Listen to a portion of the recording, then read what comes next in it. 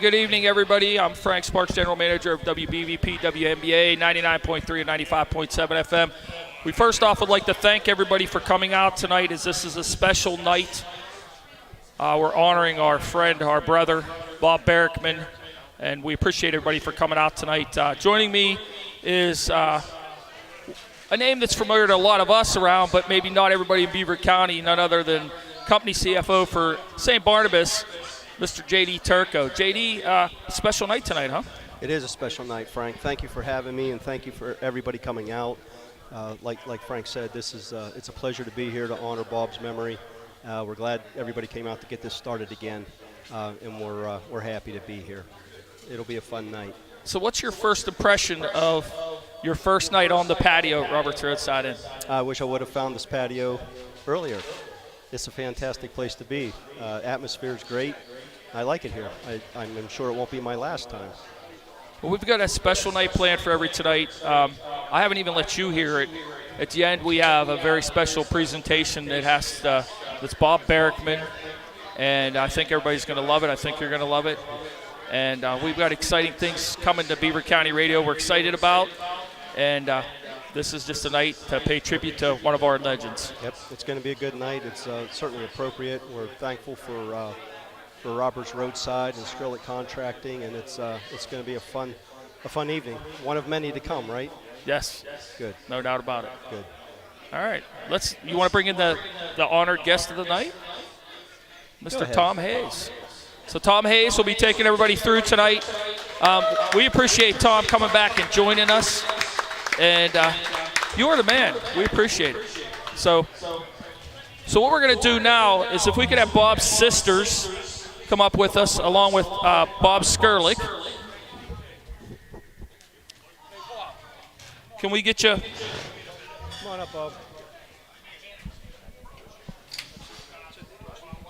What's that? Okay. Here, we're going to give Tom, we're going to give you the headset, and you can take it away from there.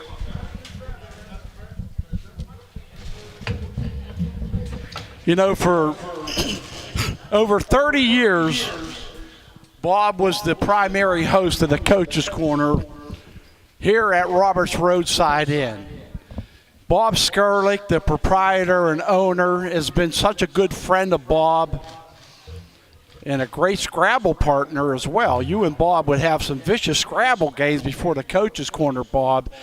And those were always, they bugged me a little bit. You know why?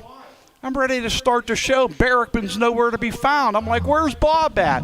Oh, he's up above playing Scrabble with Skrillex. I said, get his butt down here. We got a show to do.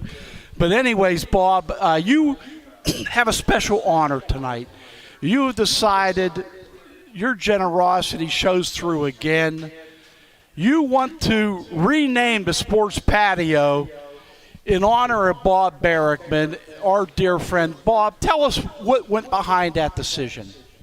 Well, Bob helped me 35 years ago put this together, and he's been my friend since then, and he'll always remain my best friend. He's a lot of people's best friends. Oh, Bob never said a bad thing about anybody. He was such a great And before we go, he loved Beaver County. He sure did. And I'll tell you, there's only two things he loved more than Beaver County were his sisters. Let me bring them introduced. Right now, Bob's lovely sisters, Mary Lou and Barbara, who are my dear friends. Mary Lou, Barbara, thanks for coming down. I hope you all know how much Beaver County loved your brother.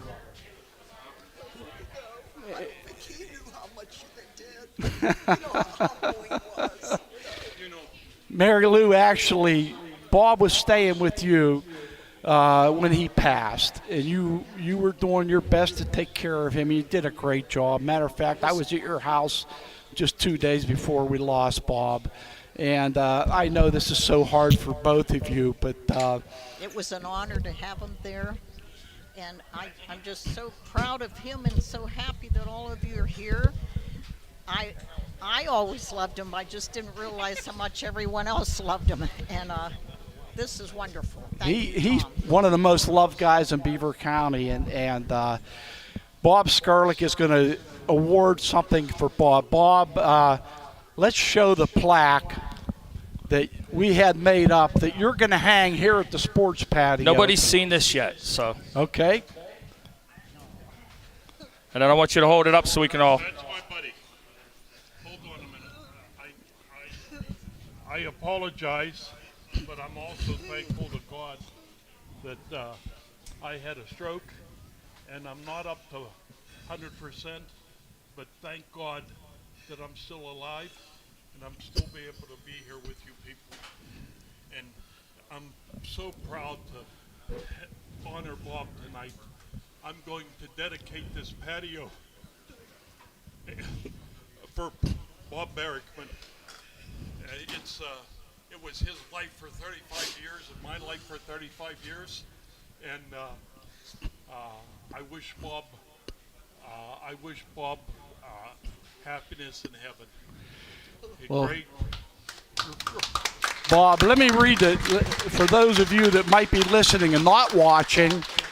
The plaque says, a nice picture of Bob, the Bob Barrickman patio at Roberts Roadside, in honor of Bob hosting the Coach's Corner from Roberts patio for over 30 years on Beaver County Radio. And I'm proud to say I was along for every one of those 30 years, Bob. Bruce Frey and I, my partner Bruce Frey is here as well.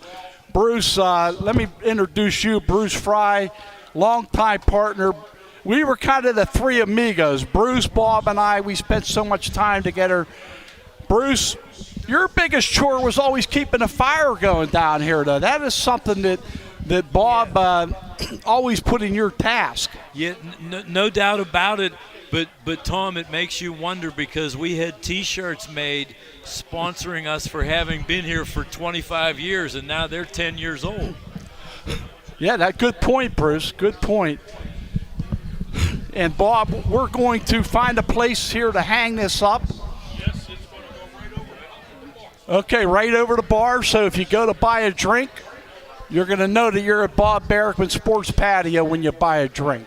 Now, Tom Hayes actually came up with the nickname for the entire thing. Every big venue, Bob. Every big venue has a nickname. You know, the Peterson Event Center is called the Pete. Heinz Field used to be called the Big Pickle Jar.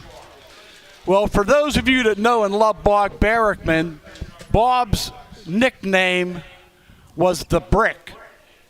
So I am going to co-name the Bob Barrickman Sports Patio as the Brick House. So come on down to the Brick House and get yourself some food and a drink. Yes, and as Bob or anyone else can attest, Bob Barrickman also for several years in the 90s was a Sunday night DJ here on the patio. And every Sunday at 7 o'clock when his show began, the first song was the Commodores' Brick House, guaranteed. And Bob and I met at the Beaver County Times. We were friends before we worked on the radio. And at our Christmas parties, he would always dance to the Brick House song by the Commodores. So the Bob Barrickman patio, for short, just call it the Brick House. Say, I'll meet you at the Brick House at Roberts, and people will know where you're going to be. But again, I want to thank everybody for coming out this evening. We appreciate it, and I'm going to turn it over to you guys. I'm out of here. Frank, first of all, let me thank you. Frank Sparks, our general manager at Beaver County Radio, called me a couple months ago. I retired a little over 2 years ago from the radio, and Frank called me and asked me if I would be interested in hosting this event tonight in honor of Bob Barrickman. And I'll be honest with you, I couldn't say yes fast enough. So, Frank, my friend, thank you for giving me that call and giving me the honor of honoring one of the greatest men that I've ever known in my entire life. Always my brother. All right, I love you, man. I love you too. Bruce, I appreciate you doing this as well. Oh yeah, no, Thank you. our pleasure. I'm gonna turn it over to you guys. I'm gonna go have some fun. The eat thing some is, wings. Bruce, Right. I know Bob's here somewhere critiquing my performance and your performance, so No doubt. I'm definitely nervous about that. But Tom, there's no other way to open but to say, "And a pleasant good evening, ladies and gentlemen." And there's a pleasant no good other way evening. to start because that that's is how it he started every broadcast. single time. Yeah. We have Jason Colangelo. Jason, come on in here a second. Jason is one of our partners that work with Bob and I for several years. Where's Mike? Is Mike here, or Mike had to go? Mike Azadian. Mike, you got a second? Jason, we brought you on a few years ago. You were a great addition to the sports team, and your memories of Bob and the type of guy he was. You know, it's difficult for me because it's not your typical experience. For me, it was I grew up listening to Bob, emulating Bob, imitating Bob, wanting to be Bob, and then to have a chance to join you guys in the broadcast booth with Bob is it was a whole nother level for me. And the things that I would take away as far as Bob is concerned is, number one, this event oozes Beaver County. This is Beaver County to the hilt. And I think that Bob is one of the parts of Beaver County that remains the most iconic figures in Beaver County. He just was Beaver County. You know, Myron Cope is Pittsburgh and Bob Barrickman is Beaver County. He never wanted to go anywhere else. And people say, "Why don't his talents elsewhere? Why don't you apply? Why don't you apply for this job in Pittsburgh? Why never don't you apply wanted for to that leave job in Pittsburgh?" And just loved it. And you know, with Bob, I heard Mr. Skurlak say, and I think that it sums it up perfectly. He never had a bad thing to say about anybody. But not only that, right? I said this. I grew up a Hopewell High School football fan. Mm-hmm. And as Hopewell got better, you waited for Bob Barrickman to come and broadcast the game. And you wanted Hopewell to be good so that Bob, Tom, Bruce would come and announce the game. And the things that I grew up listening to, the iconic moments when Aliquippa is driving against Hopewell and we haven't beat him in 13 years, and Bob Barrickman is on the broadcast and is saying, a field goal does no. It's a touchdown or nothing for Aliquippa. They have to score a touchdown here. Those are things that I'll never forget. And as I look out and look at Coach Flory and Coach Morocco, these are titans. These are guys that are bigger than life, and Bob was certainly bigger than life. And I just don't know what to say. I will tell you this, though. I will say this unequivocally.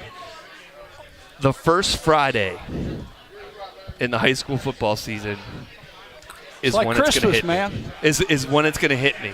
Yeah. Because that's when high school football in Western Pennsylvania means so much. The lights will just seem a little dimmer. It just won't be the same. And that's when it's going to hit me, guys. And I don't know what to say. I love the man.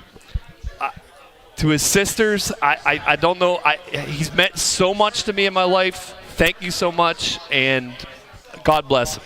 Well, a guy that has done a great job for us, Mike Azadian, after Bob passed away. And actually, Mike Azadian, when Bob got sick, you had to take over a lot of play-by-play duties because Bob was too ill to continue on with football season. Yeah.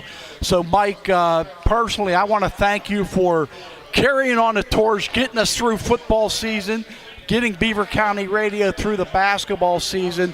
You and Bruce did yeoman's work to get those games on, and we appreciate your efforts, and so glad that you're able to be able to be here and celebrate with us tonight. Well, Mike. I Thanks. appreciate those good words. That means a lot to me. It was really difficult in the beginning. I knew he was sick, and you pinch hit, and you're doing your best you can.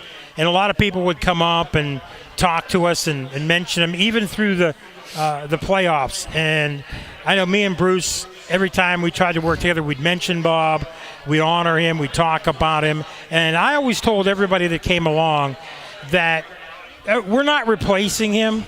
We're just trying to make this There's no grow and replacing him. Exactly. Yeah. So people would say that, oh, you're replacing him. No, there is no replacing him. And No. everybody knows what a great guy he was. And it was kind of hard. It was emotional. And Bruce knows how emotional it was. There were times I was doing games, and I would think how much he would love this. And I would say to Bruce, Yes. boy, Bob would really love this. And I got Yeah. emotional. Bruce got emotional. But you know what? We did what we had to do, and got through. And yeah, Mike, that probably culminated 2 weeks ago when we were in Hershey. I mean, when we go in there, like Melissa N. Mertz says, "Oh, my condolences." Yeah, I know. Mark Byers, the head of the second in line, my condolences. He was a great guy. You'll miss him. Exactly. We So said, Mark, you don't know. Right. So that's what, myself, I'm always going to represent the radio station well, always remember his memory, never be afraid to mention him, because just because he's gone doesn't mean you can. That's why it's so nice to have a plaque here and have a celebration like this, because it's a celebration of his life, and we're always going to remember him. And I know every broadcast I do, I'll remember him too. Mike, thanks again. Appreciate No problem, everything. guys. And we're going to bring our good friend Jim Frederick in now. Hey, Jim, Frederick, I'll go get him. And if you see me waving people on, I'm just trying to get people up to the table so we can get everybody on. There's some former coaches here tonight, some athletic directors and other dignitaries that we're going to talk with. And Jim, before we go to our first commercial break, we got to pay bills. You know how that goes. But Jim, the three of us and Bob, we were like the four horsemen. We worked together. I love you guys like brothers. Yeah. Man, when I think about all the good times that we spent together in the booth calling games, and probably more in the van to and from the games, making the trips. Traveling to Hershey. I remember those Yeah. trips very well. How lucky were we to have a friend like Bob Barrickman to work with? Well, I'll tell you, I think of him every day. Just something he might have said, or we might have joked around, because outside of doing the broadcast, he and I used to go to a lot of Pirate games. And we would sit and joke and laugh and have a good time. And that was the kind of guy Bob was. I've said it before, and I'll say it again. He never had a bad word to say about anybody. Anybody. Yeah. Now, you find me a person that's like that, and it's hard to find, I tell you. That was the thing about Bob Barrickman, was I was never threatened, because I knew, number one, I'd never be as good a broadcaster as Bob. And more importantly, number two, I knew I'd never be as good a human being as Bob Barrickman. Yeah. So he set the bar so darn high that I didn't even try to achieve Barrickman's bar. I was happy for something just below that. And he would always listen to our complaints. We'd be complaining about this, complaining about that. So, Bob, why don't you go to management? Talk to them about it. Okay, I will. He didn't want the confrontation, and I don't blame him. You don't want confrontation in real life. You just don't want it. And he really enjoyed what he did. Really enjoyed it. And I'm sure, both you guys can relate. It was not a picnic going into Haas's in Bedford on the way home No. from Hershey 2 weeks ago. Let me tell you a story about that. Unbelievable. Great story. We were going up to do Moon State Championship basketball game in 2004 probably. We're approaching Haas's, and Bob's driving the van, and he looks down and he says, "You know what? We need some gas. We got to go some gas." So I said, "Bob, don't worry about it. Let's eat, and then we'll get the gas afterwards." Okay. So you know how you used to talk with Bob, and you'd start a conversation, and you'd start and go and go and going. We jump back in the car, hit the turnpike, ran out of gas. 15 miles down the road, up on a hill, and we sit there for 4 hours. And Bob never told me, "Hey, you said don't worry about getting gas." He just stood there and very patient. And we talked some more. If Bruce was with you, he would have sent Bruce to go get gas. Well, No, Bruce would have had his sleeping bag, and he had been sleeping in the back. Believe me, I had my experience at exit 60A on 376 when we ran out of gas, and I did go and get more gas. So Bob was the eternal optimist. Oh, yeah we'll be good. We'll get home. Yeah, he was the eternal optimist. I'll tell you one thing. Bob Barrickman knew how I felt about him. I loved him, and he loved me, because we told each other that. And I love you two guys. So I'm going to say that publicly. I love you guys, and I'll never forget the good times that we had on the radio. And Jim, you can relate to this. You guys both know this as much as me. If you really want to summarize Bob Barrickman's attitude, you got to go back to the way he was raised. And the way he was raised was his two favorite shows from his childhood years to his day he died were Leave It to Beaver and the Three Stooges. Because he always wanted to have a happy ending, like in Leave It to Beaver, and he always wanted some humor, like in the Three Stooges. That's the fact. Oh, I agree with you. It's like 1A, 1B. Yes, that's a All right, tie. for everyone sitting out here in our crowd, we're going to get to several of you on the air. You're listening to a special edition of the Coach's Corner, a tribute to a legend honoring our late friend and Beaver County Hall of Fame broadcaster Bob Barrickman here on Beaver County Radio. And thank you for joining us tonight. Also brought to you by the Beaver County Board of Commissioners, the Electric Garage Door Sales, McGee Heating and Cooling, the Community College of Beaver County, D&G Rentals, and of course Beaver County Radio.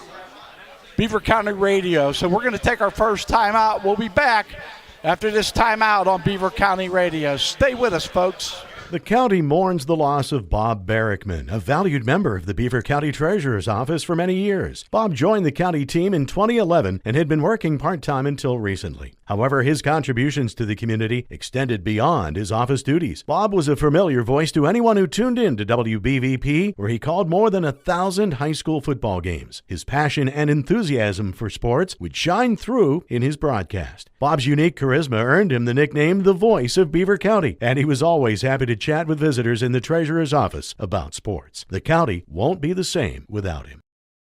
The cold winter weather is here. It's the perfect time to think about repairing or replacing that old garage door. Call Electric Garage Door Sales in Monaca today at 724-774-3200. Electric Garage Door Sales has the parts and know-how to make your doors work like a charm. They feature CHI quality garage doors and LiftMaster garage door openers. With over 50 years experience, Robin and her team will get it done right. Make 2023 the year you call Electric Garage Door Sales in Monaca or find them online at electricgaragedoorsales.com.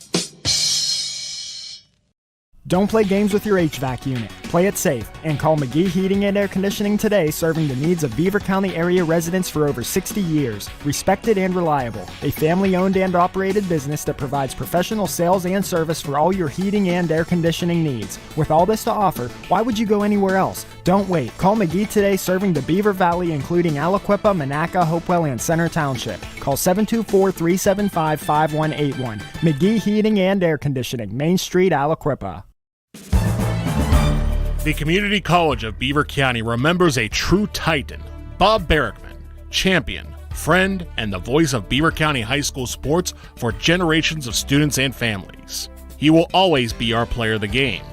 CCBC has NJCAA volleyball, basketball, and esports teams on campus. Tighten up.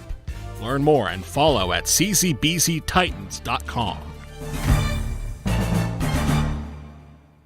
Did you know that if you have the ability to listen to the radio, you have the ability to dig a ditch? It's true. By renting the right equipment from D&G Rentals in Beaver Falls, you can turn big projects into simple ones. So if you can master your cell phone, you can probably build a new patio or pour a new sidewalk. You already have the know-how, you just don't have the right tools. And that's where D&G Rentals comes in. Visit dgrent.com. So remember, if you can change the channel, you can probably change a transmission with a little help from D&G Rentals.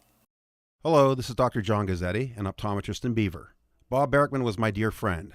For 40 years, his voice, personality, and love for sports and youth scholarship brought joy to hundreds of boys and girls in Beaver County. To honor Bob's memory, a scholarship in his name has been established through Beaver High School, his alma mater. If you too would like to honor Bob, please consider making a small donation to the Bob Barrickman Memorial Scholarship. Go to the webpage, Beaver Area School District Education Foundation, to find out more, or call 724-774-4021. Bob Barrickman, a great man, you better believe it. As friends go, Bob was the best. Hello, this is DJ Frey with Frey Transportation. It's an honor to be part of Bob Barrickman's special tribute, just as it is an honor to have known him. Our friendship goes back many years. That's many years of good times and memories. There was no one like Bob. He was one of a kind, genuine, kind, talented, and so much more. Please consider a donation to the Bob Barrickman Memorial Scholarship, established in his name through the Beaver Area School District, his alma mater. Bob Barrickman, a special man, and to know him was to love him. The J&J Spratt Funeral Home in New Brighton has been that calming force for area families for years. Beaver County radio sports legend Bob Barrickman was the calming voice of high school athletics. He entertained listeners for years. Sports was his passion, and his play-by-play kept listeners on the edge of their seats. He built relationships not just with the coaches and players, but with their families too. Bob will never be forgotten, nor his dedication to Beaver County sports, and always will be remembered as a friend and made Beaver County sports what it is today.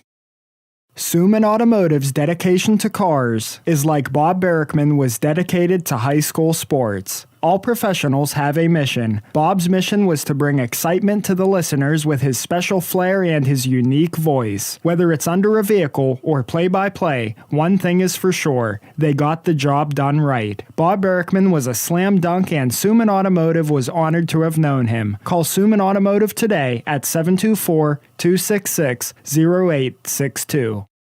Whether it's Little League or the big leagues, it's time to get out and play ball.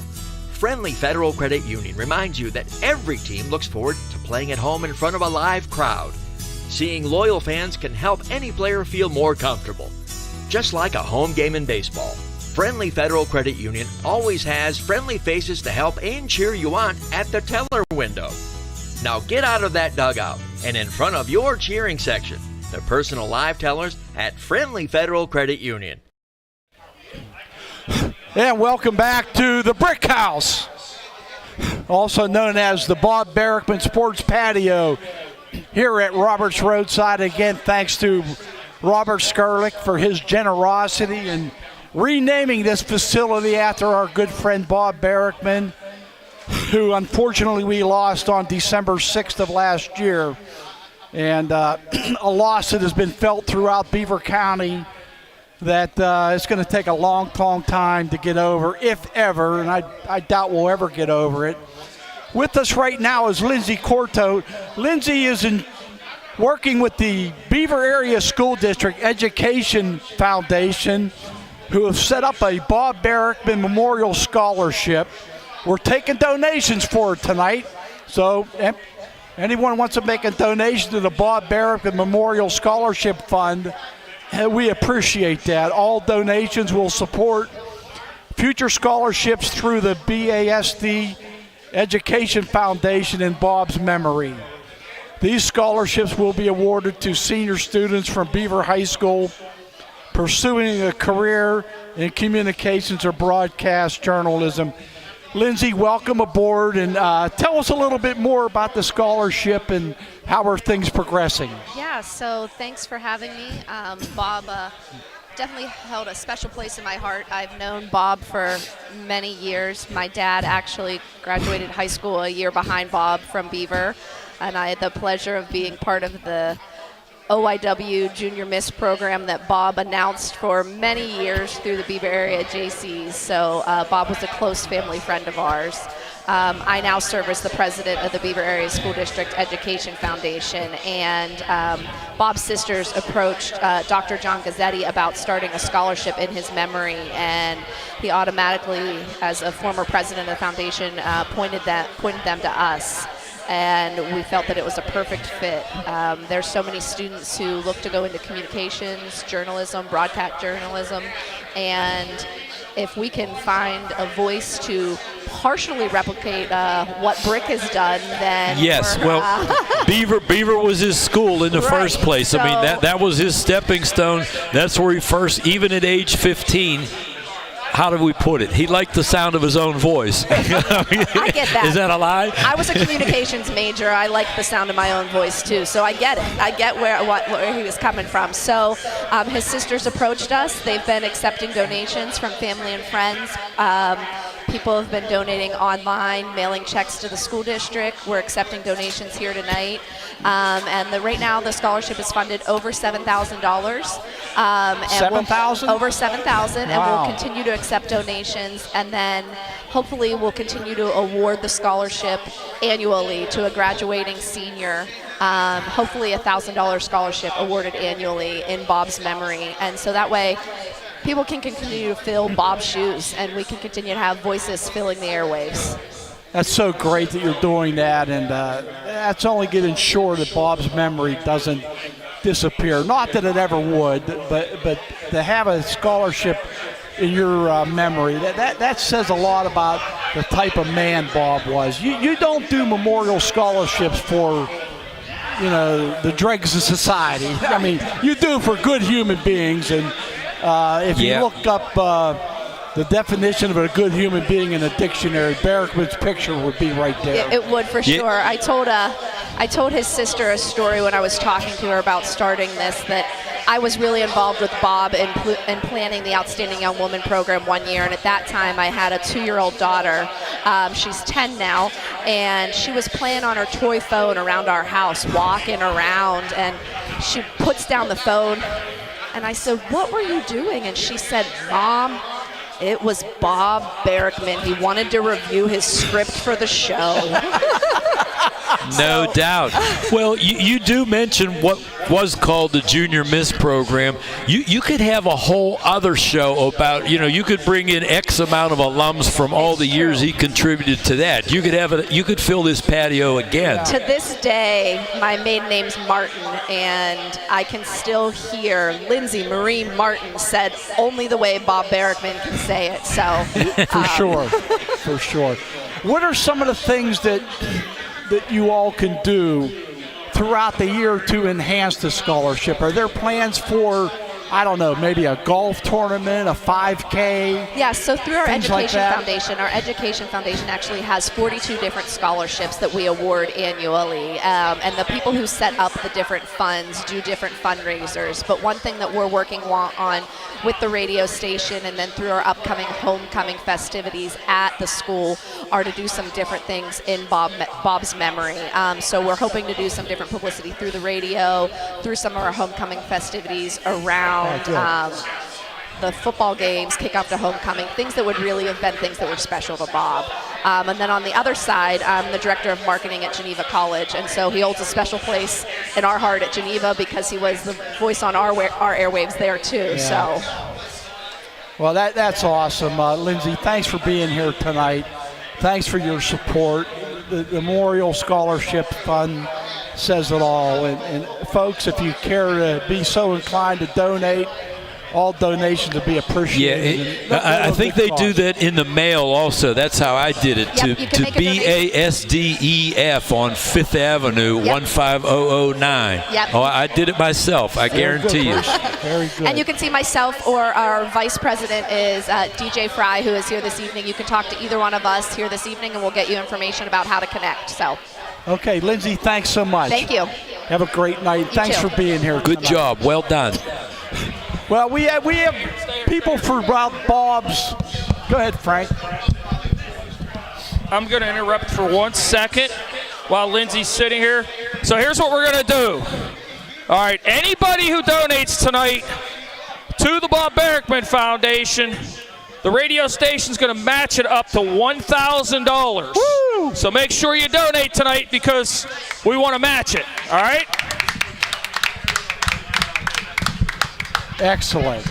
Okay, well, we did get $100 in already, so 10% down, 9 to go. Yeah, that's good. Okay. Well, Bob had a lot of hats that he wore in his life. Not only was he a great broadcaster, but he had another job. As a matter of fact, Bob and I worked together in the newspaper business. We met back in 1978. That's how far back Bob and I go. And most recently, he worked at the Beaver County Courthouse, and Sandy Egley was his boss at the courthouse. And Sandy, thanks for joining us. I know that, boy, you must have a huge void in your office since the passing of Bob. It certainly is. It's going to be really difficult to continue on without him. His desk is empty, and we miss him. What was it like having a celebrity walking around all the regular guys? You know, it's funny because when people come in to pay their taxes, they'll say, "You seem familiar to me." And he'll look at the tax and he'll say, "Your name's Justin Smith. Do you have a son, Tyler, who plays for center?" Oh, yeah. And he would say, yeah, I do. That's my grandson. He said, "Do you remember in 1982 on a Thursday night when he blocked a punt?" Oh, yeah. He would recall that play. And you could see the change in people when he would say something like that, because he would remember. It humanized the whole process. He did. And he never forgot a play. He never forgot a kid. I mean, and his voice resonated in our office. Like, he would get on the phone and talk with somebody, and he'd come over to my office and he said, "Hey, he wants to, he's telling me that he wants to do this." I said, "Everybody knows what you were saying because your voice was like," he was just as big as life. I mean, he just was so fun to be around. He did everything with passion. He was just the voice of Beaver County, and what a void that's going to be moving forward. I don't know if anybody is, real. I know you guys, but the void that this is leaving is just, it's heartbreaking. It is. And Sandy is our Beaver County treasurer. You know what a treasure Bob was. I mean, he was people throw the word icon around maybe too lightly, but Bob was a Beaver County icon. I mean, Absolutely. There's just no doubt about it. There's no doubt about it. It's he was a true gem. He was, he was a gift. Yes, very much so. Yes. Yeah, that's a good way to describe it. He was a gift, and every time he would come into the office, he would shuffle in his members only jacket, and he would, right? I know. No, you're not lying. And every night after Coach's Corner, we got 2 boxes of pizza because he would brought bring the them. leftovers. No doubt. He would bring Thursday's them memorable. Everybody in the office, he shared with everybody in the office. He just was that kind of person. How many times did he bother you to leave work early to go broadcast a game, though? Never. No. He would run right out. I tell you, it's like something lit a fire underneath. Right. His butt, He'd be in that garage. You're right. Yeah, but he never skirted his responsibility in the office. No, that's great because he enjoyed it and certainly took it seriously. Yeah, he did. And my first deputy, CB, his little boy was about 5 years old, and he started playing baseball. And Bob really took to that. He really liked hearing all of the games. Well, halfway through the season, little CB got a hit, and that was his first hit. Well, he was on his way to school the next morning, and Bob called him on the phone, and they put it on speaker, and he did a play-by-play for that little boy. And I'll tell you what, it was an amazing thing to see him do. And you could see you could feel the joy in the little boy's, head that he was just and Bob so probably happy. put as much into that call as he did a state championship call. That's just how he was. He did, yeah. And to hear your voice on the, on a big screen, he always ran out of breath when he was talking about a game. His excitement was no just doubt. so whether amazing. whether it was quote unquote garbage time in a January game or a state final, same dedication. Yeah. Well, not a lot of people come into my office real happy, but when they left, if they were talking to Bob, they were happy. Sandy, thanks for your time tonight. Absolutely. Thanks you for coming down me. and continued success with everything in the Treasury Department. And I know Bob, trust me, he valued his job. It was a part-time job, but he gave it a full-time effort. That's just the way he was. Absolutely. Thank you so much. Carry on. Yeah. All right, well, we're Yes. going to take another break. When we come back, a few years back, going into the football playoffs, Bob developed a Coach's Corner show for the legends. And they were some shows about retired football coaches that Bob wanted to honor. And he would bring them down to the Coach's Corner, and we would talk to them. So when we come back, we have some legends down across from the pool table. A veritable Mount Rushmore. We do. We have a couple guys that we're going to talk to after this next break. Carl Flory, Frank Morocco, Rick Mancini. Is that Joe Yoshida? Joe Yoshida, yes, here? he's there. We'll bring that old man Joe's up here. too. All right, we'll be back after this timeout. We remind you that you're listening to a special edition of the Coach's Corner, our live tribute to our great friend Bob Barrickman, Hall of Fame broadcaster and a Hall of Fame human being. Tonight's broadcast brought to you by Bob's great friend, John Gazzetti Optometric, and another great friend, DJ Frey from Frey Transportation, the J&J Spratt Funeral Home, Suman Automotive, Friendly Federal Credit Union, and Beaver County Auto. We'll be back with some legends of high school football after this TO. Rick and Sean Plasmeyer from Plasmeyer Towing in Elwood City want to take this time to join the friends of Bob Barrickman in a special tribute to the man himself. Wednesday, April 5th at the patio at Roberts Roadside Inn. Bob was a familiar face in the broadcast booth at the Riverside Games for years. His contribution to local sports is unmistakable and unforgettable. There was no one quite like him, a special man inside and outside the broadcast booth. Bob Barrickman will not soon be forgotten. Rick and Sean and the entire Plasmeyer family from Plasmeyer Towing salute you, Bob, for your years of service to the sports community and to Beaver County.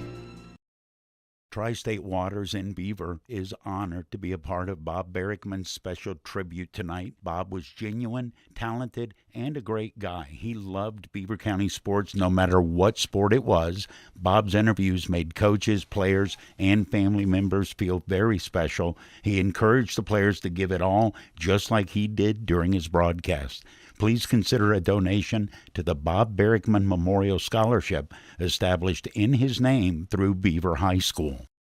It can be hard to imagine being homeless, yet many vulnerable people are just a paycheck, illness, or family emergency away from homelessness. Each year, hundreds of individuals and families struggling with homelessness or housing-related crises turn to the Cornerstone of Beaver County for help. The Cornerstone of Beaver County provides emergency housing, basic needs, and resources. And this spring, they'll open the county's long-awaited 24-hour men's emergency shelter in Vanport. If you or someone you know is facing homelessness, call the Cornerstone of Beaver County at 724-846-6400 or visit cornerstonebeaver.org.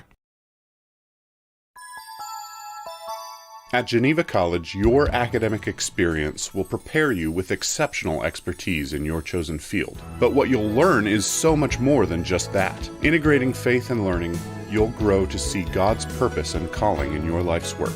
You'll be challenged to imagine how the world around you could be different and what your part might be in making that difference. You were made to live courageously. Visit geneva.edu today. Think about the best breakfast or lunch you've ever had. Then think about Mr. Jim's Breakfast and Lunch Restaurant in Baden. Everybody's talking about it. Waffle Wednesday for mouth-watering waffles. French Toast Thursday, famous for a reason. And Wrap It Up Friday with all wraps just $5.99. Stop in Sunday before or after church or before or after Saturday errands. Mr. Jim's is open 7 a.m. to 2 p.m. Wednesday through Sunday. For food that's better than homemade, it's Mr. Jim's Breakfast and Lunch Restaurant, 25 State Street in Baden. Call 724-419-0886 for takeout. That's Mr. Jim's Breakfast and Lunch Restaurant. Make this the year you make all your remodeling dreams come true and call Carver Construction in New Brighton today. Satisfying customers since 1982 for both residential and commercial renovations. Professional, reliable, and fast. These are words you don't easily come by in the construction business. Let Carver Construction help with your remodeling plans right now. Spring is almost here. Call 724-847-1572 or visit their website, carverconstructionpa.com. Carver Construction, building dreams one home at a time.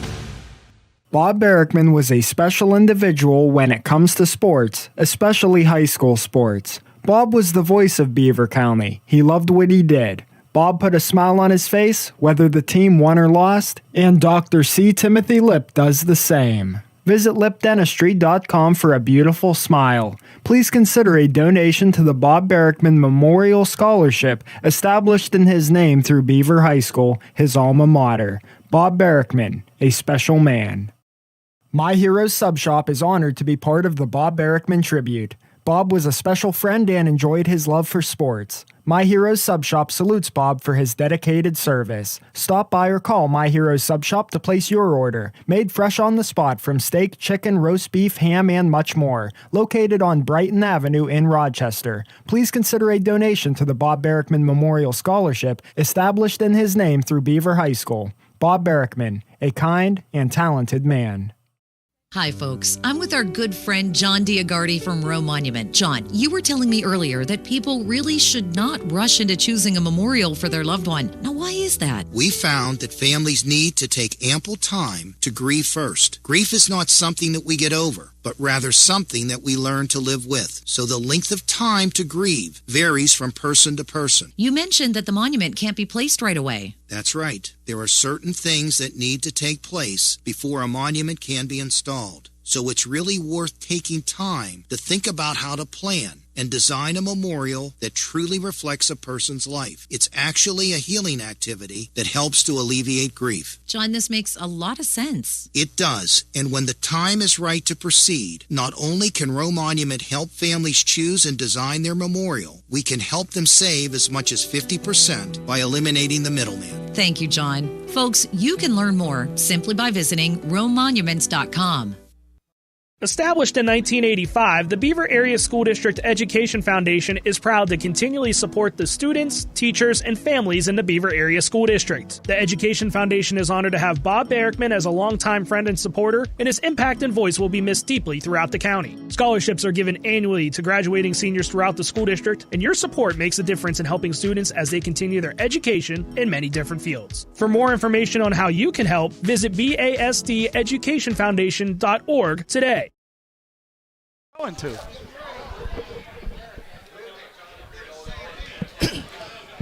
And we're back to the Bob Barrickman Memorial Sports Patio at Roberts Roadside, affectionately known as the Brick House. With us right now is one of my all-time favorite guys, Carl Flory, the Beaver County Hall of Famer. Carl, I know how much Bob meant to you. And when we've had you down for the Legend Show every year, when you used to bring Coach Bruno with you, we had a lot of fun down here, did we not? You know what, when you mentioned Larry there, Bob would always, the last couple of years, Larry, he had a little problem. But Bob would ask me, he says, how is he? I said, well, just be careful what you ask him. And I think you know that it was in regard to the classic statement was in regard to the new stadium and the restrooms and the refreshment stand. So, oh yeah, listen, it's been a lot of fun for us, and it's been really appreciated what you guys have done for Beaver County football. And, I know it's getting tougher, but, I hope you keep up with. I have one more grandson playing, and then maybe I'm going to wear out. Well, I don't know if there's any of them that are coming. Well, we were proud of you just in the last 10 days, sitting there beaming with pride in the Giant Center in Hershey for the Blackhawk versus Lansdale Catholic game when your granddaughter was on the court for the Cougars. Tell us about that. Yeah, you know what? She put a lot of effort into it. They listed her at 5'4". She was under 5'2". She weighed 110 pounds. Cassie Potts we're speaking of, yes, Potts. number 2. She played with a lot of heart. And I don't know if you saw the North Catholic game. Yes, we had it. I don't know if you broadcasted that or not. Yeah, we had it. Yeah, we definitely had it. And the at girls. Newcastle, yes. Yeah, and the girls, they did a great job. They played great defense. They hung in there. And after getting beat by 15 or 17 points in the final, they really, And she was also a very eloquent guest on Beaver County Radio after the game. Yes. Well, again, that's one of the nice things you people do. You give young people a chance to express themselves. Well, and yeah, Coach, let's tell our viewers and listeners how the whole thing with Legends started back in the prehistoric days when there would be a meeting of the WPIL on a Monday night. Yeah. It wasn't posted online back then. It was a Monday night meeting back in a Pittsburgh hotel. Right. And so it was very difficult to get coaches who were competing on Friday to come to a Wednesday show before the first round of playoffs because they only knew their assignment Monday night and they were anxiously breaking down film. So Bob had to brainstorm to bring in retired coaches, and you were one of the charter members. I think so. I was just talking with Chris. Actually, Larry and I did the first shows with Chris, and he was thinking back how many years ago it was. 91. Yeah. So actually, Larry and I used to sit down with Chuck Wilson and do it on a radio or do it on a telephone, and the tape would break, and then would have to do a retake and so forth. But those were all things that the extra man that you people were, and a gentleman you were. And, Bob was just as, first class as you would find. And, he's going to be missed. But what you guys have to do, you got to pick that ball up and carry it. And I know, Tom, it's a little bit tough for you. I think you're going to be around for absolutely. And I'm sure Tom will show up once in a while. That's why I'm here tonight, I'll tell you that, because I was honored to be called to host it. Carl, speaking of legends, we lost a great one this year. Pat Tarquinio, one of the greatest men, greatest coaches, but a better human being. We lost Pat this year, and I'm sure that after Marcy, I'll bet Bob was next in line to greet him at the pearly gates. See, Pat was an assistant coach with Chuck Knox. Yes. When I was a senior. Okay. So Pat was just a little bit older than us, and we were close with him. In fact, we used to do a lot of things with Marcy later on, and what you said. I mean, he really missed her. Yeah. We always said he relied on her the way I relied on my wife and Rich Nightabella. Don't forget him. Yes. I really miss Rich. I mean, we roomed together for years at coaches' clinics, and our wives, she's Gloria, my wife's Gloria. We went on trips. We like to take some gambling trips, but we just took McCarter's bus wherever they wanted to go. And that was really... Right. I lost a good friend there. Well, Carl, Bob and I would always talk about guys like you. And I told you this before, but I want to say it publicly again. The way that you treated Bob Bruce and I with the respect for a legendary Hall of Fame coach to treat us as well as you always did, that meant the world to Bob, and it meant a lot to me as well. We appreciate that so much. That was... something that was due to you. It was our pleasure. Tom can back me up on this. The best part of Coach Tarquinio is he never considered himself retired. Right. So when he knew the legends were down here at Roberts Roadside, he would hide right in that door. And at 8:01, when we were off the air, he would come through and go greet everybody because he didn't want to upstage the legends. So he would just come. He'd make his rounds afterwards. We'll always remember that. Pat was a great guy. Pat was a real gentleman. Yes. Not that we all weren't, but I never heard him swear. Never heard him swear, and that's unusual in the coaching profession. Yeah, you better believe it. But that's what he was, and he had a lot of. Carl, to be totally honest with you, the worst it ever got was if somebody pulled in front of him on the highway when we were driving, he would say, "Oh, what a zero." And if it was really bad as it got, what a total zero. That was as bad as it got. Yeah, love to run that football, no question about that. I ran into Matt Fontana, the Hopewell quarterback of the state title game at Hopewell Vikings in 2002 when they won a state title with Paul Puz-Leslie. And Matt happens to coach my granddaughter in soccer. And we were talking about Pat when he passed. And he said, you know, it was funny, Tom, when Dave Vessel called a passing play, Pat would grab Matt by the arm and say, listen, Matt, doesn't mean you have to throw the ball just because it's a pass play. You can run it if you want to. Yeah. So he was always leery about throwing that football in the air. You know what he would always say to me was, because I kind of had the same reputation. In fact, that young man there will tell you what my reputation was. What could happen if you 2 out of 3 ain't good. But, that's for sure. You know what? And that was funny because Larry was my mentor. You know, I mean, and finally he'd say, "You're going to throw that." Finally he says, "You know what? Maybe you're right. You know, running the ball." But you think back now. I mean, Larry's gone, Pat's gone, Rich is gone. You're here, and we're grateful for it. We're glad you're here. Well, I'm glad to be here, and I hope you have me in your plans for next year. And, you know, Frank Morocco, we're going to bring Coach on next. Hey, there's not a nicer guy than Frank in the game, I'll tell you. Carl, I just want to thank you for your friendship.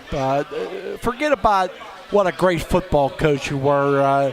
You're just a true friend. You've always shown concern for me and my family, and that doesn't go unnoticed. I appreciate it very much, buddy. I love you.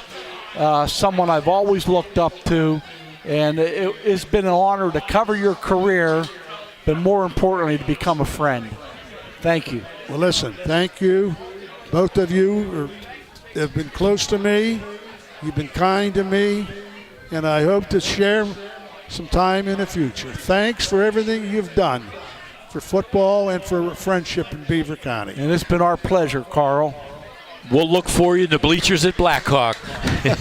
One more year. Yeah, but then I got to start making return trips to Riverside, and Elwood City. I got to go back to those places. You thought I was... All right, we're going to bring in Frank Morocco now. And we thank Carl Flory for the visit. Thanks to Carl's son, Carl, for getting him down here as well. Carl, good to see you as well, buddy. And we'll turn the mic over to Frank Morocco, who is another one of my favorite guys. Bruce, I got a lot of my favorite guys here tonight. I can't pick and choose, you know what I mean? It's a great evening. Thanks again. Yes. Thanks, Carl.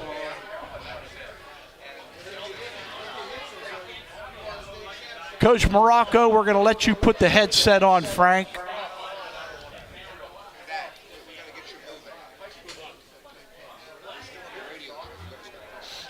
And Bob's nephew, Jeff Smalley's in the house. Jeff, are any of your brothers here too? I haven't noticed yet. Ryan's here as well. Quite possibly, yeah. Ryan and Jeff are both here, Bob's nephew. So, guys, thanks for coming down. Frank, if you could drop that headset on, buddy. Just pretend you're calling the offensive plays.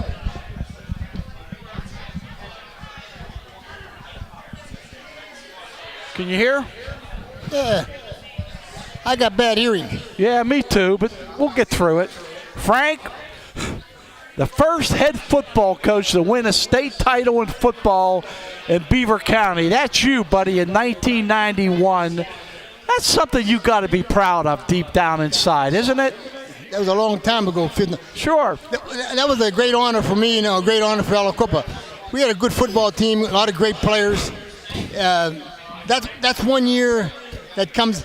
A lot of coaches don't get them years. We were very lucky to have good kids, Chico Williams and some of the kids were just outstanding at that time. Yeah, and certainly it was great to see, because if you'll recall, back then the state playoffs were a new thing, and not everybody was used. Yeah, not everyone was used to state playoffs back then. Yeah, not everybody was used to state playoffs back in '91. It was a new concept, and so what you did was a trailblazing effort. Yeah, I always think about back in the old days. Things have changed now. A lot of kids now don't play football no more. I notice a lot of schools, I don't want to mention schools around here that I know of, but coaches are telling me they're losing kids. I got my Chico, Sherman McBride over Ambridge. He's busting his butt. He's a good coach. He knows football well. But if you ain't got the kids, I don't care how good a coach you are, you're not going to make it. A lot of kids have not want to play football anymore. I think the only school around here is Alacupa and a couple other teams that have got good football players. But the rest of the guys don't want to play anymore. It's kind of dying off. I don't know why. Frank, they're going through a lot of renovations at Carl A. Ashman Stadium, affectionately known as the Pit. Have you seen what's going on over there, and what are your thoughts of the regular turf being replaced by artificial turf and all the upgrades over at Ashman Stadium? What are your thoughts on that? I've been up there. I go up like once a week to the stadium, and the renovations are just unbelievable. They got AstroTurf Field. They're going to have bleachers on one side where the press box at. The seats on the other side will no longer be there. They're afraid that's going to fall over into the church down on the highway. So there'll be no seats on the other side. But the field itself now, they have it all leveled off now. They're going to put AstroTurf down. It's going to be beautiful. New seats, new stadium. Everybody wanted to build it where the high school was. They said, why build it at the high school where it's at now?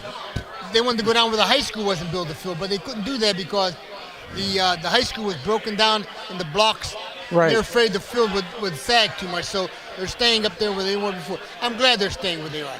That's where it should be. Right. And one of your great players was the Hall of Famer from Aliquippa, Ty Law. You had a special relationship with him. Tell us about how that progressed all the way to the NFL Hall of Fame. Who's that? Ty Law. Oh, Ty Law. Ty's a different kid now than he was before. He comes home. He lives in Florida now. He comes home. He'll call me up. I go up to the house. He lives about maybe, I'd say, 12 blocks away on Chapel Road. And he's very quiet now. As before, he was kind of like that. He just wanted to be left alone. He's been to that stage where he's been to the highlights, Super Bowls, playing with Brady. Right. He has some great athletes. And we saw a lot of games. We used to go to a lot of football games when he was playing. We'd go down and watch him play. In fact, I was down there when Brady was the second-team quarterback compared to the quarterback. Drew Bledsoe. Bledsoe got hurt in that game, and they put Brady. That's when Tom Brady became Tom Brady. Exactly. Yeah. And we had a good conversation with him one night, Brady. Yeah. He's such a nice kid. And what a good football player he turned out to be. Ty always talks about him. He's just a great football player. And when Ty got into the Pro Football Hall of Fame, Coach, Frank, he didn't forget about you. I know on the crawler that they put on the Hall of Fame, they mentioned he has your name right included in there. So you had a big impact on Ty Law's career to make it to the Hall of Fame. That had to be a special moment for you. When he was in the Hall of Fame, we went up there, me and my son. And Ty invited us up. He put tickets for us and hoped that we'd come. And we did come. And in fact, when he was walking down the ramp to go get his award, I was standing right there. He come walking by, and I said, "Aren't you going to say anything, Ty?" He was so shocked. He had about a 10-minute break with me, just hugging and talking about. He was so glad to see me there. And then he took us to a nightclub. He rented a nightclub for 3 nights. A nightclub. All the booze, all the food, anything you want, you got. And he picked up the check. He said, "I got to do something for the people." And that's the way he is. He never forgot where he came from because he talked about Aliquippa prominently in his Hall of Fame speech. in my wife's barbershop, I have a picture of me and him and some guy took a picture of me and Ty hugging when he came walking down, and he sent it to me, a picture. So my wife, we got it blowed up, and my wife's got it in her barbershop now, me and Ty, when he was inducted into the Hall of Fame. It's beautiful. I go in there and see that. I sit there sometimes, and everything goes to your mind about what happened. Like we played the championship game for the state.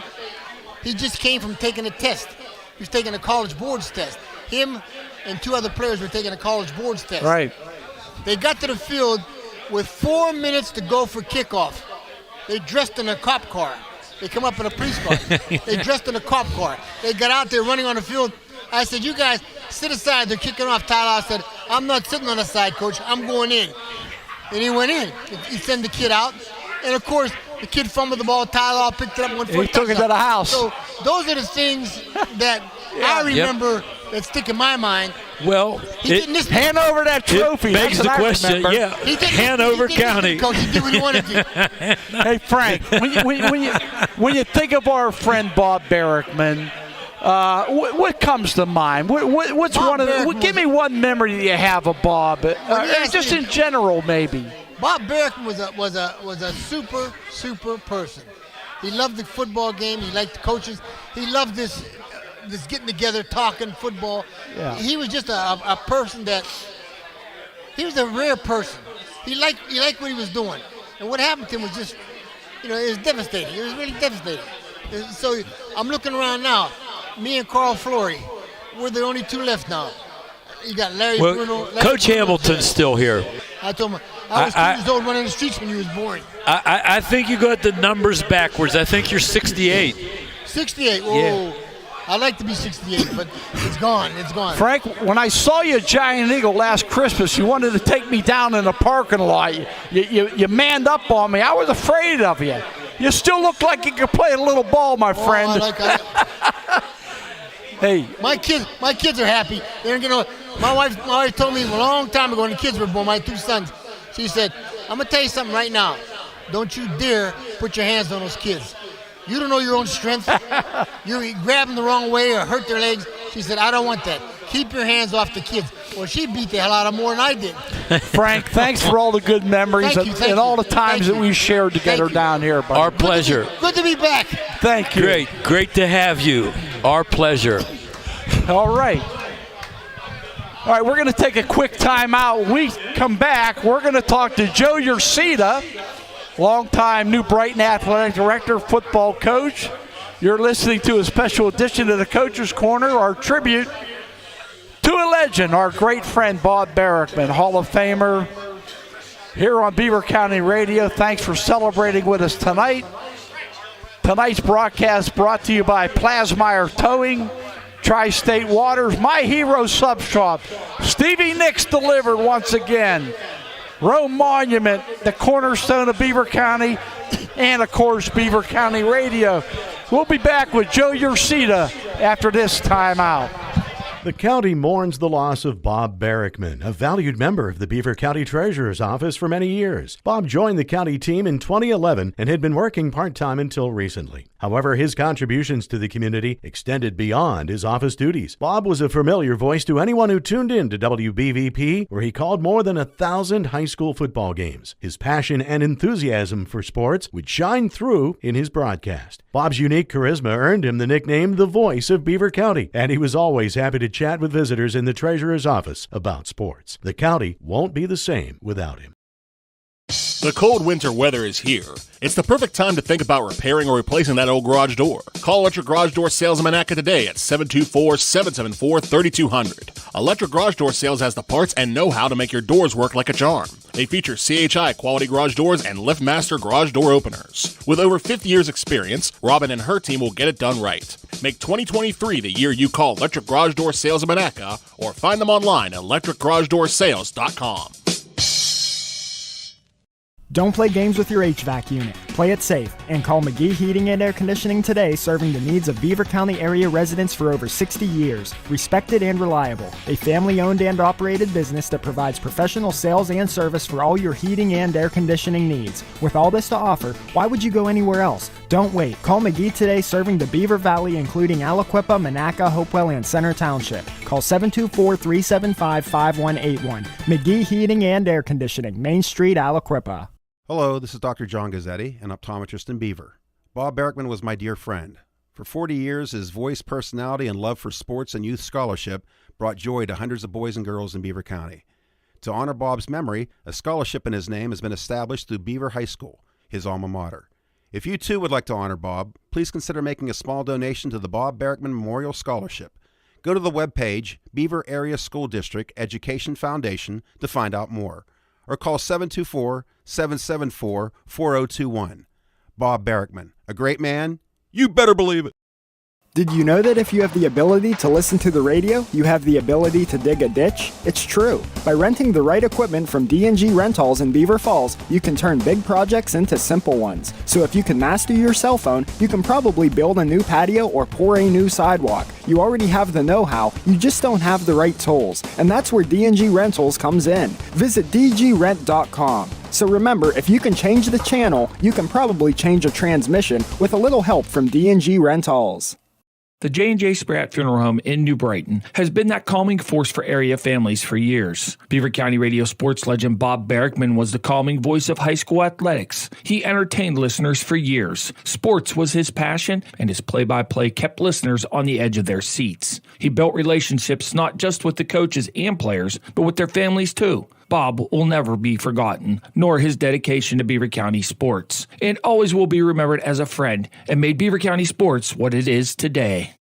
As friends go, Bob was the best. Hello, this is DJ Frey with Frey Transportation. It's an honor to be part of Bob Barrickman's special tribute, just as it is an honor to have known him. Our friendship goes back many years. That's many years of good times and memories. There was no one like Bob. He was one of a kind, genuine, kind, talented, and so much more. Please consider a donation to the Bob Barrickman Memorial Scholarship, established in his name through the Beaver Area School District, his alma mater. Bob Barrickman, a special man, and to know him was to love him.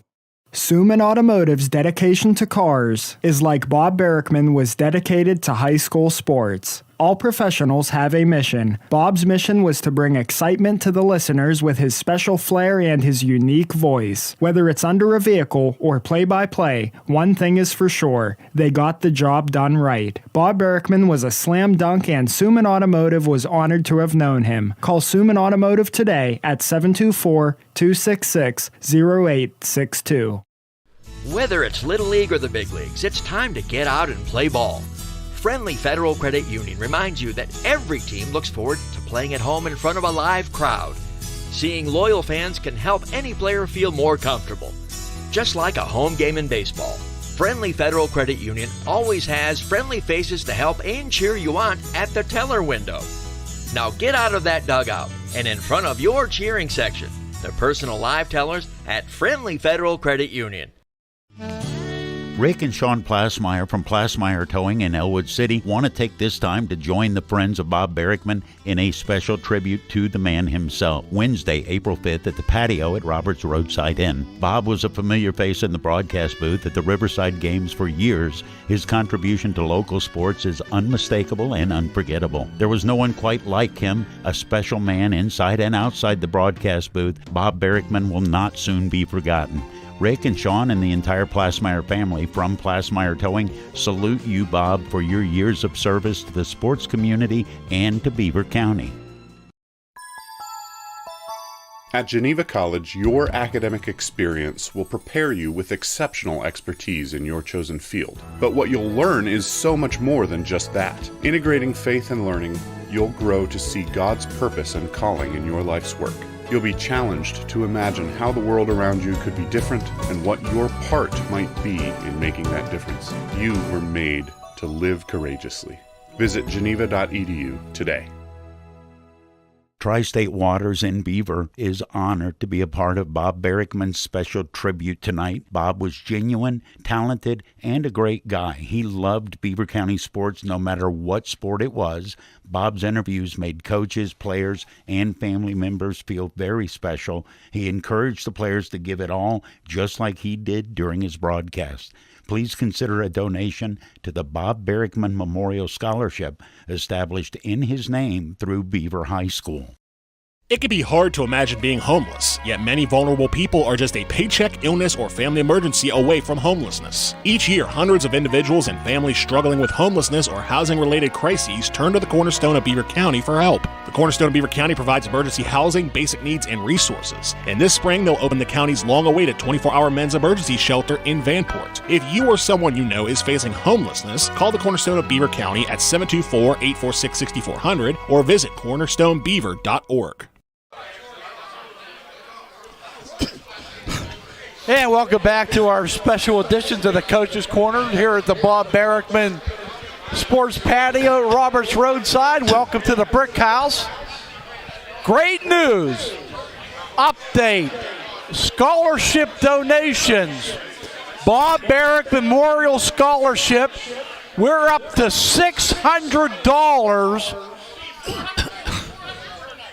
$600 donated so far. We only need $400 more to have the radio station match that. So that would be $2,000 total. So let's go, $400 more. Let's stay on it. And I'll tell you what, everybody in this room, I just want to say thank you. Thank you for loving my friend. One guy that's been a dear friend of Bob's for so many years. And in his honor, we should have started the Coach's Corner at 10 to 7. Because he always liked to start the games early at New Brighton. No doubt about it. Joe Grieco, the longtime athletic director, football coach, softball coach. What else did you do over there, Joe? I don't know. You did everything at New Brighton High School. Joe Ursita. Joe, thanks for being here tonight, buddy. Well, it's my honor to be here for Bob Barrickman. I consider him a true sportscaster, but also a true friend. But I used to mess with him every time he would call me to say he was coming to New Brighton to do a football game, and I'd say, why? We don't want you here. That's for sure. And then he would pull in, and I would mess with him and say, do you have a parking pass? Yeah. But I loved him. Joe, you gave him one of his career moments. I would want to say it was in 1994. It was at Three Rivers Stadium, the site of the WPIL championship games. And you won your game, and lo and behold, on the other side of the field, the Blackhawk Cougars were warming up for their AAA game, and you absolutely erupted and went down to Coach Hamilton in a black. Tell us about that one. Bob went nuts when that happened. Well, you know what?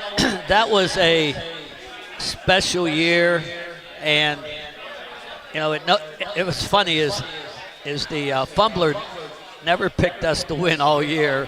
Right. And we went to the. That's the Post-Gazette for the uninitiated. We won the Whitfield, and I just saw Joe Hamilton and Blackhawk, and I think Western Beaver was before us and didn't win. Yes, that's correct. So I just went over and said, you guys had to keep it up. Go ahead. That was me. You know, I was a fiery guy. Yeah, Bob picked up on that. Yeah. Look at Joe. Look at Joe. Yeah, that was me. I was an emotional guy. I always was. Right, and let's not kid our listeners. This is the young man whose coaching career began with an onside kick against Rachi. Yes. You know, the story with that was this. We practiced it all week, and we got to Rochester, and Donnie Mittner was our specialty coach, and he says, are we going to onside kick? And I said, no. He goes, you have no guts. or words to that effect. Well, and he went down the other end of the sideline, and I ran up to him and said, I got guts. onside kick it. Oh, my. And that's the way Hey, it Joe, was. I got a story for you. You remember years ago when you were coaching football, you had an option to play the 10th game if you didn't get in the playoffs, and you guys were in that situation. So Bob came up to you, told me the story. I laughed until I cried. He came up to Joe and said, Joe, you going to play a 10th game? He said, no, Bob, we're done. D-U-N, done. That's what I said. I would mess with him all the time. Joe, you were a great football coach, but I have to question your wisdom a little bit. Yeah. Why did you always let Frey return kicks in special teams practice for you? Well, you know what? It was a test for the young man. Did he ever have any speed? Did he have some speed? None. No. None. We practiced. We let him run it in case that if we ever had somebody that was running backwards as slow as him, we'd be ready for it. It was a great. We always did it Wednesday because I was on my way to the coach's corner. So I appreciated him for a first-hand look at special teams at the high school level. But Joe, the other thing is there's not a plaque in your honor because of this. But the bottom line is the WPIL made a policy change because of your loss to Burrell in the rainstorm that time in '95. Let me tell you a story because about that. They've mandated AstroTurf ever since. Well, you know what? We were the only one that wasn't on AstroTurf that game, and I called Barrickman up Ace Heberling all week because we had people that worked at Baldwin said they haven't got the snow off of it. It's going to be a mess. And I constantly told him that, and he told me, listen here, get on the bus. And that was quite his favorite quote was, deal with it. Yeah. And you know what?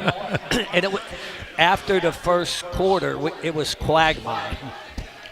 It was knee-deep in mud, and it was a disgrace. I mean, but that was Ace Heberling. But ever since that day, you don't have a plaque, but that's the truth. Ever since that day, they mandated artificial turf for every single playoff game, except, of course, for the ones at Acrisure Stadium. Yes. Yeah. Joe, when you think of Bob Barrickman, you think of loyalty, in my mind. I mean, Beaver County high school sports, and also his love for Geneva College. You saw him as much at Geneva as you did at New Brighton High School. What are some of those memories like for you? What, him at Geneva? Yeah. Oh, yeah. I used to go in there and say, you again. We'd laugh. You had enough of him on Friday night. Huh? But he was such a dedicated person. But he was a compassionate person.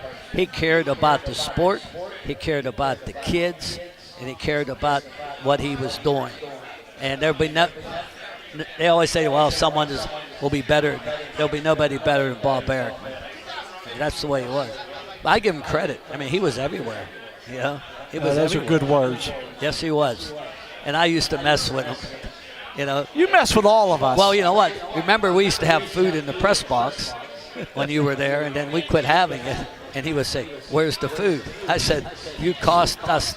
It's your fault. You ate too much. Now, one of your probably low lights, I don't know. As the athletic director, you have to make sure games get on. Well, one night, Bruce and I came to New Brighton High School to broadcast the high school New Brighton basketball game. You couldn't get the PA to work for the national anthem. Everyone's standing around waiting for the national anthem. Lo and behold, Mr. Frey grabs the mic. Yes. Impromptu sings the national anthem. Was that a highlight or a low light of your career?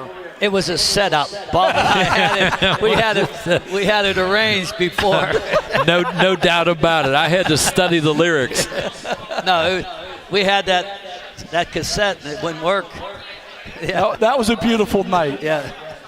Oh, no doubt. It was, but I'll always remember my man, the Chief, Avante McKenzie, giving me a hug after it was done. Yep. Joe, I want to thank you for all the years that we spent together. We had a lot of fun. We liked to joke around when we went to Oak Hill Field. You treated us with a lot of respect, but you also got your digs in at us, and that always made it fun, buddy. Yeah. I want to thank you for coming down tonight, remembering our friend Bob. There'll never be another one like him, and, you were an integral part of his career as well. And thanks for all the great memories and sharing some thoughts tonight with us. Well, I want to thank you guys for giving me the honor, first of all, to speak tonight, but give me the honor to deal with and associate with you guys all the years that I was athletic director, football coach, and all that. And I appreciate it. It means a lot. Joe, Thanks, Joe. Joe, thanks. And we also have to think that Bob is now checking this show out tonight with our good friend Frederick Stats Holmes. Yes. Well, I met Stats Holmes when I was at Seneca Valley because he was in the Lutheran home. Okay. And he was our manager.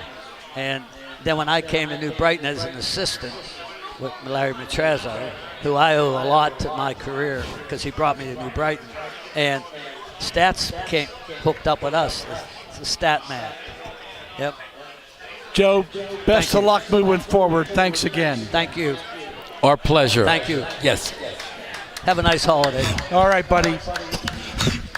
Now, if anyone gets in trouble tonight, we have a judge in the house, so you all better behave. Let's bring the judge in right now. Former Louisville University star, head football coach at Beaver Falls High School, and Beaver County Judge Rick Mancini, and now currently in our profession, probably a better broadcaster than you and I, Frey. Oh, no doubt about it. Is he considered a legend yet? He is a legend. Okay, that's good. The way he is a legend, he's the only sportscaster I know who doesn't carry a media pass. He just walks. No picture. He just walks right in. I learned that years ago when I was at Beaver Falls High School. There's always a way to get in somewhere. But thank you for that kind introduction. If getting older makes you a legend, then I guess I'm getting there. Oh no, you're great. Tell us about some of the guys at your table tonight and how they influenced you when you were younger. Well, first of all, Coach Flory was my junior high football coach. And Wow. I've said many times, next to Coach Bruno, he had the biggest impact on my life from the athletic standpoint and to a large extent from an education standpoint. He's just so dear to me, and I love him like he's my father. And then, of course, Coach Morocco, I had an opportunity to coach against him and to play against him.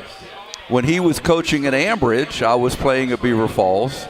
And then, of course, in later years, when he became the head coach at Aliquippa, I was the head coach at Beaver Falls. And we had a classic battle, 1991.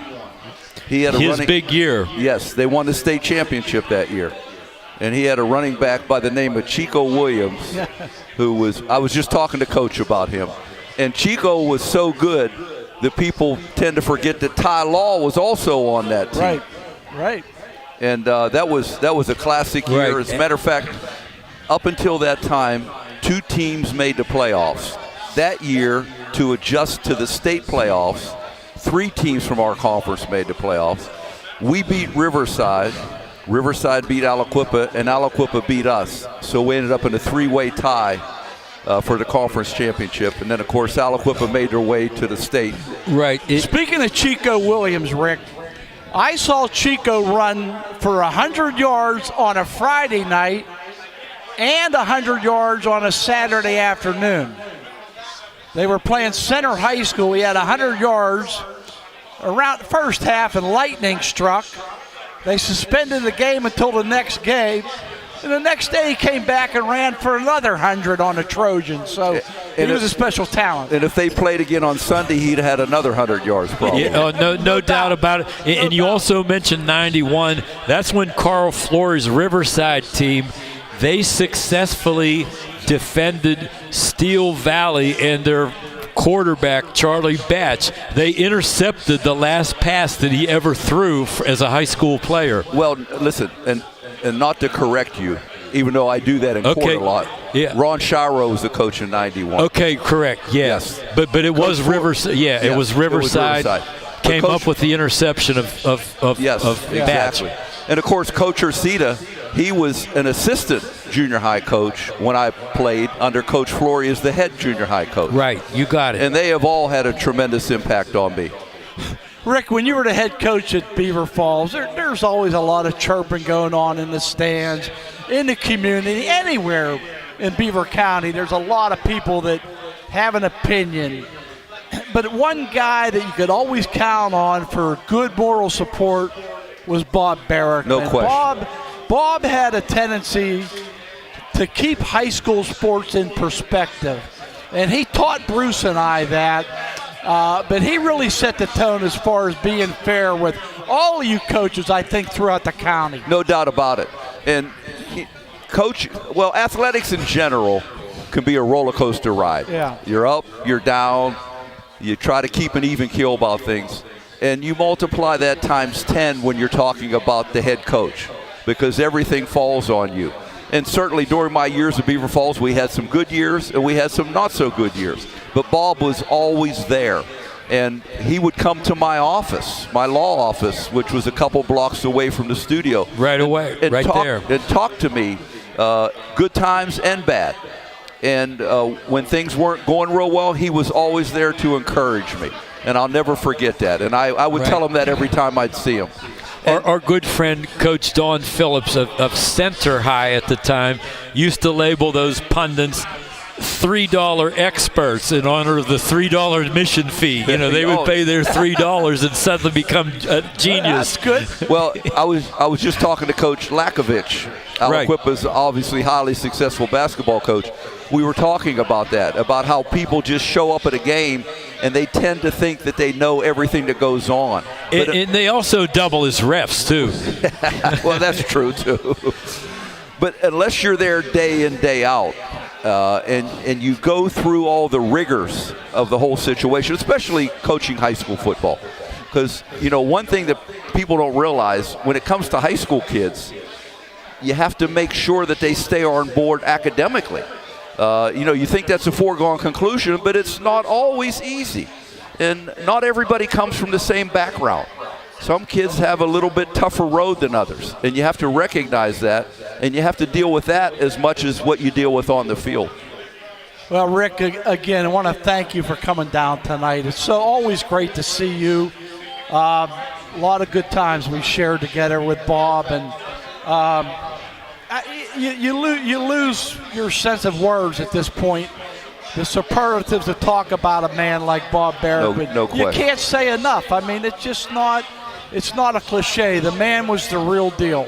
Well, it's hard to believe he's gone, to be quite honest. But you guys are such a credit, not only to him, but just to high school sports in general. And I appreciate what you do. And, you know, obviously Bruce is still at it. And Tom, I think you need to come out of retirement and get back at it. I'm an old man now. Well, I'll always be older than you. That's correct. You're doing well yourself on the radio. We're glad to have you in the business. Thank you. Isn't it a lot easier being a broadcaster than a coach? No doubt about it. There you go. No question. And special shout to my doctor, Duke Gazzetti, who made sure I came down here. We'll get Dr. Duke on here, no doubt. I'm saving him. Yes. We're going to take a timeout. When we come back, we're going to talk to a guy that set the tone for guys like Bob Barrickman, Tom Hayes, and Bruce Frey. You want to talk about a legend. Chris Shovelin is in the house. Oh, my. We're going to talk to Chris Bring after him on. this timeout. Again, you're listening to a special edition of the Coach's Corner, a tribute to a legend honoring our late friend and Beaver County Hall of Famer Bob Barrickman here on Beaver County Radio. Thanks for spending the night with us. Tonight's broadcast brought to you in part by Geneva College, Carver Construction, Dr. C. Timothy Lipp, Mr. Jim's Restaurant in Baden, Pizza Joe's, they delivered again. They definitely delivered. And Beaver County Radio back with Chris Shovelin after this timeout. Make this the year you make all your remodeling dreams come true and call Carver Construction in New Brighton today. Satisfying customers since 1982 for both residential and commercial renovations. Professional, reliable, and fast. These are words you don't easily come by in the construction business. Let Carver Construction help with your remodeling plans right now. Spring is almost here. Call 724-847-1572 or visit their website, carverconstructionpa.com. Carver Construction, building dreams one home at a time. Bob Barrickman was a special individual when it comes to sports, especially high school sports. Bob was the voice of Beaver County. He loved what he did. Bob put a smile on his face, whether the team won or lost, and Dr. C. Timothy Lip does the same. Visit lipdentistry.com for a beautiful smile. Please consider a donation to the Bob Barrickman Memorial Scholarship, established in his name through Beaver High School, his alma mater. Bob Barrickman, a special man.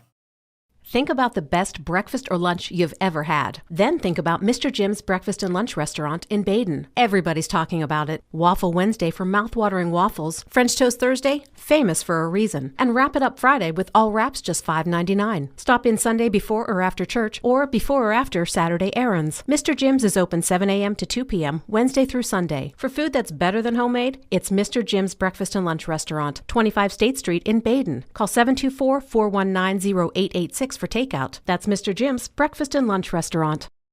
Hi, folks. I'm with our good friend John Diagardi from Roe Monument. John, you were telling me earlier that people really should not rush into choosing a memorial for their loved one. Now, why is that? We found that families need to take ample time to grieve first. Grief is not something that we get over, but rather something that we learn to live with. So the length of time to grieve varies from person to person. You mentioned that the monument can't be placed right away. That's right. There are certain things that need to take place before a monument can be installed.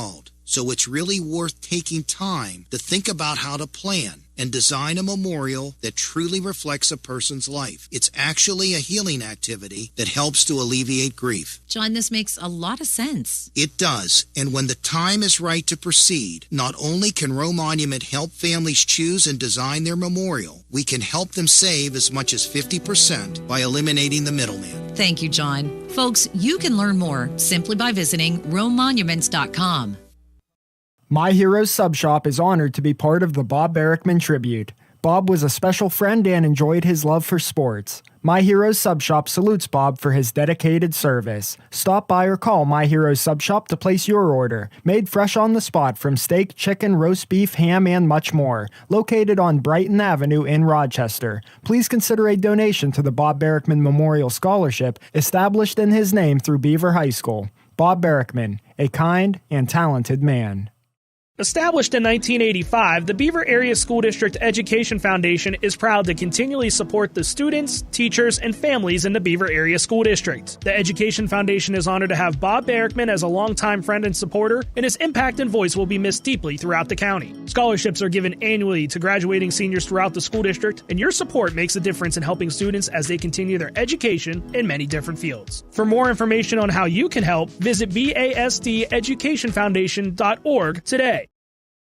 The county mourns the loss of Bob Barrickman, a valued member of the Beaver County Treasurer's Office for many years. Bob joined the county team in 2011 and had been working part-time until recently. However, his contributions to the community extended beyond his office duties. Bob was a familiar voice to anyone who tuned in to WBVP, where he called more than 1,000 high school football games. His passion and enthusiasm for sports would shine through in his broadcast. Bob's unique charisma earned him the nickname the Voice of Beaver County, and he was always happy to chat with visitors in the Treasurer's Office about sports. The county won't be the same without him. The Community College of Beaver County remembers a true titan, Bob Barrickman, champion, friend, and the voice of Beaver County high school sports for generations of students and families. He will always be our player of the game. CCBC has NJCAA volleyball, basketball, and esports teams on campus. Tighten up. Learn more and follow at ccbctitans.com. Don't play games with your HVAC unit. Play it safe and call McGee Heating and Air Conditioning today, serving the needs of Beaver County area residents for over 60 years. Respected and reliable. A family-owned and operated business that provides professional sales and service for all your heating and air conditioning needs. With all this to offer, why would you go anywhere else? Don't wait. Call McGee today, serving the Beaver Valley, including Aliquippa, Monaca, Hopewell, and Center Township. Call 724-375-5181. McGee Heating and Air Conditioning, Main Street, Aliquippa. The cold winter weather is here. It's the perfect time to think about repairing or replacing that old garage door. Call Electric Garage Door Sales in Monaca today at 724-774-3200. Electric Garage Door Sales has the parts and know-how to make your doors work like a charm. They feature CHI quality garage doors and LiftMaster garage door openers. With over 50 years experience, Robin and her team will get it done right. Make 2023 the year you call Electric Garage Door Sales in Monaca or find them online at electricgaragedoorsales.com. Hello, this is Dr. John Gazzetti, an optometrist in Beaver. Bob Barrickman was my dear friend. For 40 years, his voice, personality, and love for sports and youth scholarship brought joy to hundreds of boys and girls in Beaver County. To honor Bob's memory, a scholarship in his name has been established through Beaver High School, his alma mater. If you too would like to honor Bob, please consider making a small donation to the Bob Barrickman Memorial Scholarship. Go to the webpage, Beaver Area School District Education Foundation, to find out more, or call 724-774-4021. Bob Barrickman, a great man, you better believe it.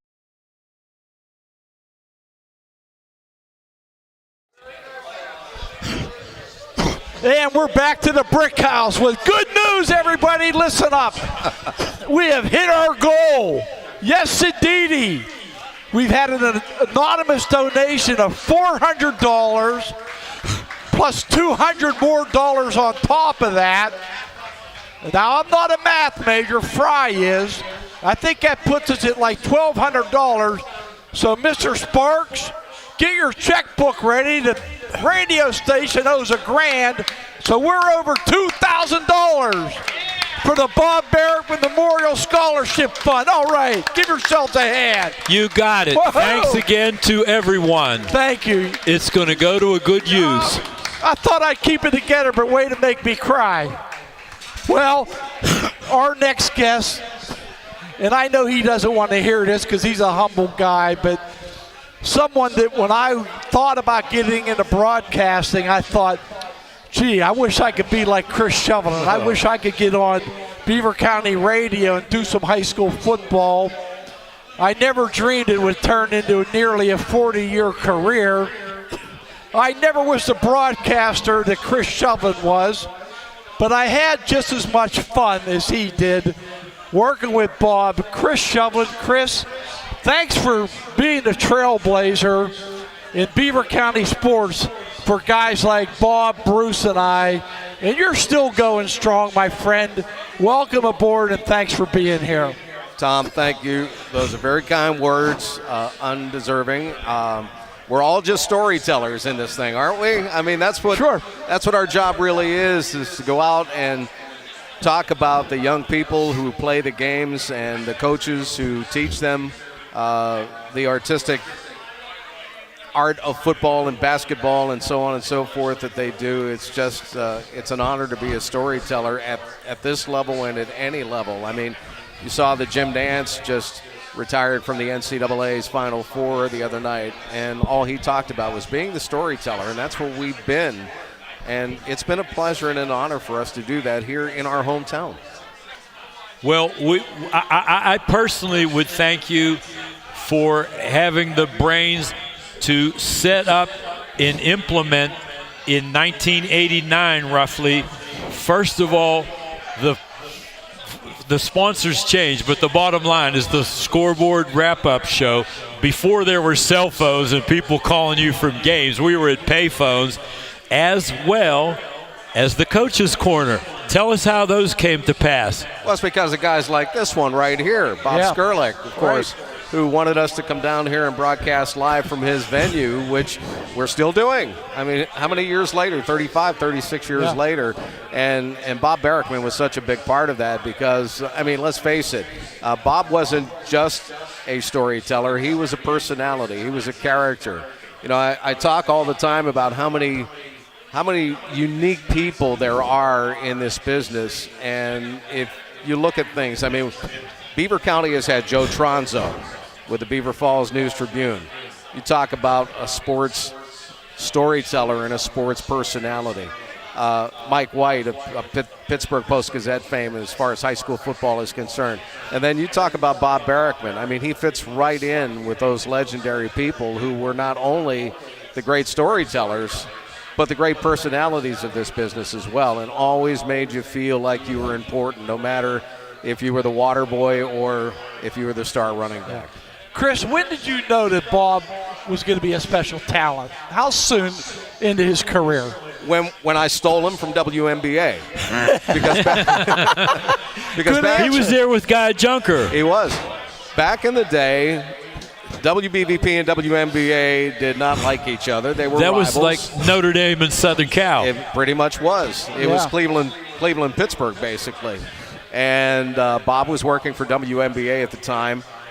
It was right around the time that I had become the general manager of WBVP, so I was busy with that. I still wanted to be on the air, so I was still doing football and basketball and the other things that we were doing, including DJing every once in a while and doing a talk show once in a while.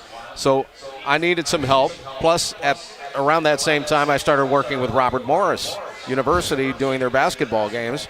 And by the way, next year is going to be my 37th year there. How many? It'll be my 37th. I just signed another deal with them next year. But right around that time, we needed some help, and we were doing so many games because we were doing them on WBVP, and we were doing them then on our FM station, 106.7, which was WWKS. Kiss FM. Kiss FM. We were trying to expand, so we needed help, and we needed really good talent to help us out. So I called Bob, and I said, "You want to come to BVP?" And he said, "Oh, yeah." Because, the thing is, I mean, we were at that point in time. That was he was on tape delay quite a bit on NBA. Yeah, that was the benchmark, being live on BBP. Yeah. So he came and joined us, and he kind of started on our second team, and then we started working together when Jay Knaffel was getting busier, and we worked for years together, and we founded stuff like this and the post-game wrap-up show, and it was just a natural because we were just trying to get more and more people to listen in and give them a reason to listen in. Yeah, so we had all those extraneous shows after the ball game. Chris, the other thing people now don't realize is how about after the wrap-up show on Friday night, we would play a rebroadcast of the game that we had on at 7:30. Yeah, that was for people like me who were driving home after we were stopping at Robert's Roadside Inn or some other, different place, some other establishment, so we could have something to listen to while we were driving home. And believe it or not, a lot of people were still awake in the middle of the night. They were listening, so they loved it. Oh, it was a great idea, and it was unique, no doubt. So Tom, I would want to thank the guy while he's sitting here. He was kind enough to bring me along. My first game ever, November of '87, Thanksgiving weekend, Robert Morris at Fitzgerald's Fieldhouse. Also, Sean Miller's first game. Right. And if you'll recall, that was the infamous one where the RM cheerleader fell out of that headstand. Remember that? Yeah. And the whole game was delayed? Yeah. So with that, we were tested early in that situation. Yeah, it was a lot of fun back then, and it's still fun for me now. But you talk about all the different games and all the nights that we were out, and we spent probably more time together than we did with our families at the time, and that included Bob and Tom and Jay and Randy, and I can go on and on. Mike Young. I can go on and on with all the people we worked with down through those years. I've been married 43 years, and I met Bob before my wife. So, but I knew Bob before Debbie. Chris, I don't even know if you remember this, but one of my early highlights, you and I only did a few games together, but I think the first game we ever did, lo and behold, was New Brighton at Rochester, and we got into a lightning delay in that one, and it got suspended till the next day.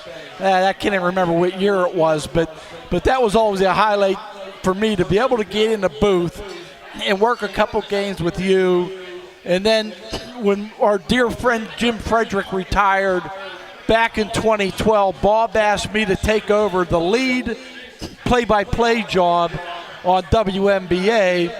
I was a little hesitant, because I know people would compare me to Bob. There's no way I'm going to be a play-by-play guy like Barrickman, but I took on the challenge, and this guy to my immediate left really bailed me out. Bruce started working with me on a regular basis, Bruce, and what you meant to me throughout my career has been amazing, and I appreciate both of you guys. And Bob was here, he'd do the same thing. This stuff doesn't happen by yourself. We all work together, and it was just a special bond, a tight community, and I just want you all to know how much I appreciate all of you. Well, Tom, I can tell you this, and Bruce will agree. I mean, we've had these legendary coaches here. When I walked in tonight, I'm sitting with all these legends in the back, Carl Flory and Frank and Rick and so many of the guys. But they will tell you it's teamwork. And whether you're talking about on the field between the white lines or up in the press box, we always worked as a team. The one thing that I admire about all of you guys, Bob, Jay, Tom, Bruce, again, everybody we worked with, everybody did their homework before we got to the stadiums. And I'm talking about, we studied what was in John Parato's articles in the Beaver County Times, or Mike Byers' stuff, or Andy Nuzzo's stuff. And we dig into that information all week long, and by the time we got to the game, after talking with the coaches prior, we would have a pretty good idea of what was going to happen. The coach's corner also came in handy. Yep. If you spent 5 or 10 minutes interviewing Kazon Pugh of Aliquippa, then he was no longer number 23 on Friday night. You knew who the guy was. Yeah, absolutely. But it was, you guys worked your tails off, and you did it right, and that's what it was all about. That's what we were trying to do. Tell that story. We had a great right teacher, way. buddy. Thank you. We had a great teacher. Bob followed you, and I certainly followed Bob as much as I can. But no matter how I worked, as hard I worked, I never was prepared because his mind was special. He just had an ability to remember stats and numbers and games. And he'd be like, Tom, do you remember back in 1992? But I'm like, no, Bob, I don't remember. Well, I can tell you this. We all were allowed to be lazier because he understood this, the Gardner point system, so we didn't have to worry about it. He knew it. He did. So we just leaned on him, and he was able to give us the stuff on that. Goes all the way back to July 4th, 1910. Yeah, it does. Speaking of which, and I know you guys have been very complimentary, but the thing is we all owe a debt of gratitude, and I always bow in the direction of Chuck Wilson, who started this whole thing. He was the first voice on WBVP in 1948, and he was the legendary sportscaster and the first of us into the Hall of Fame. And he was somebody that we all emulated and still do. And as you know, we hit 75 years Memorial Day weekend. Yep, for sure. Well, it's been an honor to be a part of it. And Chris, good luck on year 37. Hang around. You can go at least 40, I would think. I hope so. Maybe 50. Maybe. Who knows? Bruce asked me, he said, where are you in the pecking order in the NCAA right now? He said, you like third or fourth? I said, no, you don't understand. The two guys in Pittsburgh, Ray Goss at Duquesne has been at Duquesne for like 54 years. Bill Hillgrove's 53. For 53. There are about 12 other guys in the NCAA who have been there from like 40-some years down to 30-some years. Next year, I'll be in 37. The last time they checked, there's a guy at Wichita State who actually keeps track of all the NCAA announcers. Okay. He had me ranked 18th. I was tied for 18th as far as tenure. So, as long as everybody stayed healthy this year, I'm still in 18th place in the NCAA. Well, I wish you good health and continued success. Thanks for your time and your leadership. Thanks for inviting me. I hope you get back to the big dance at least one more time. I hope so, too. And we're always going to remember Bob. And Bob Skurlek, thank you so much for honoring Bob Barrickman by naming this patio for him. It's Chris Shovelin, everybody. Thank you, everybody. Right now we're going to bring in Nick Lakovich, the head coach of the Aliquippa Quip basketball team, who, for the second consecutive year, took a bunch of football players to Hershey to play in the state title game.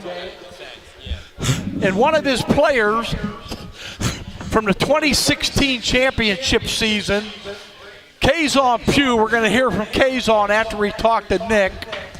Nick, first of all, buddy, thanks for coming down, my friend. And I know how special Bob was to you. And when you think of Bob Barrickman, what's the first thing that jumps into your mind?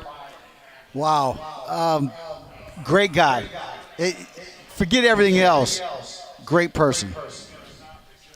Yeah, no doubt about it. And he would be upbeat. You know, Aliquippa's gymnasium has a plethora of locations from which you can do a game. If we were behind the bleachers, fine. If we were up on the high, fine. If we were up in that crow's nest, fine. You know, if somebody else might have complained, he was happy to be in the joint broadcasting the quips.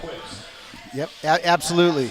You know, Kazon and I were just kind of joking on the way down here that how many times, especially the 2016 season, it seemed like we were here every week. Yeah. And it was just a great time. For him, football and basketball. Yeah. But as the playoffs continues, you guys continue to show up.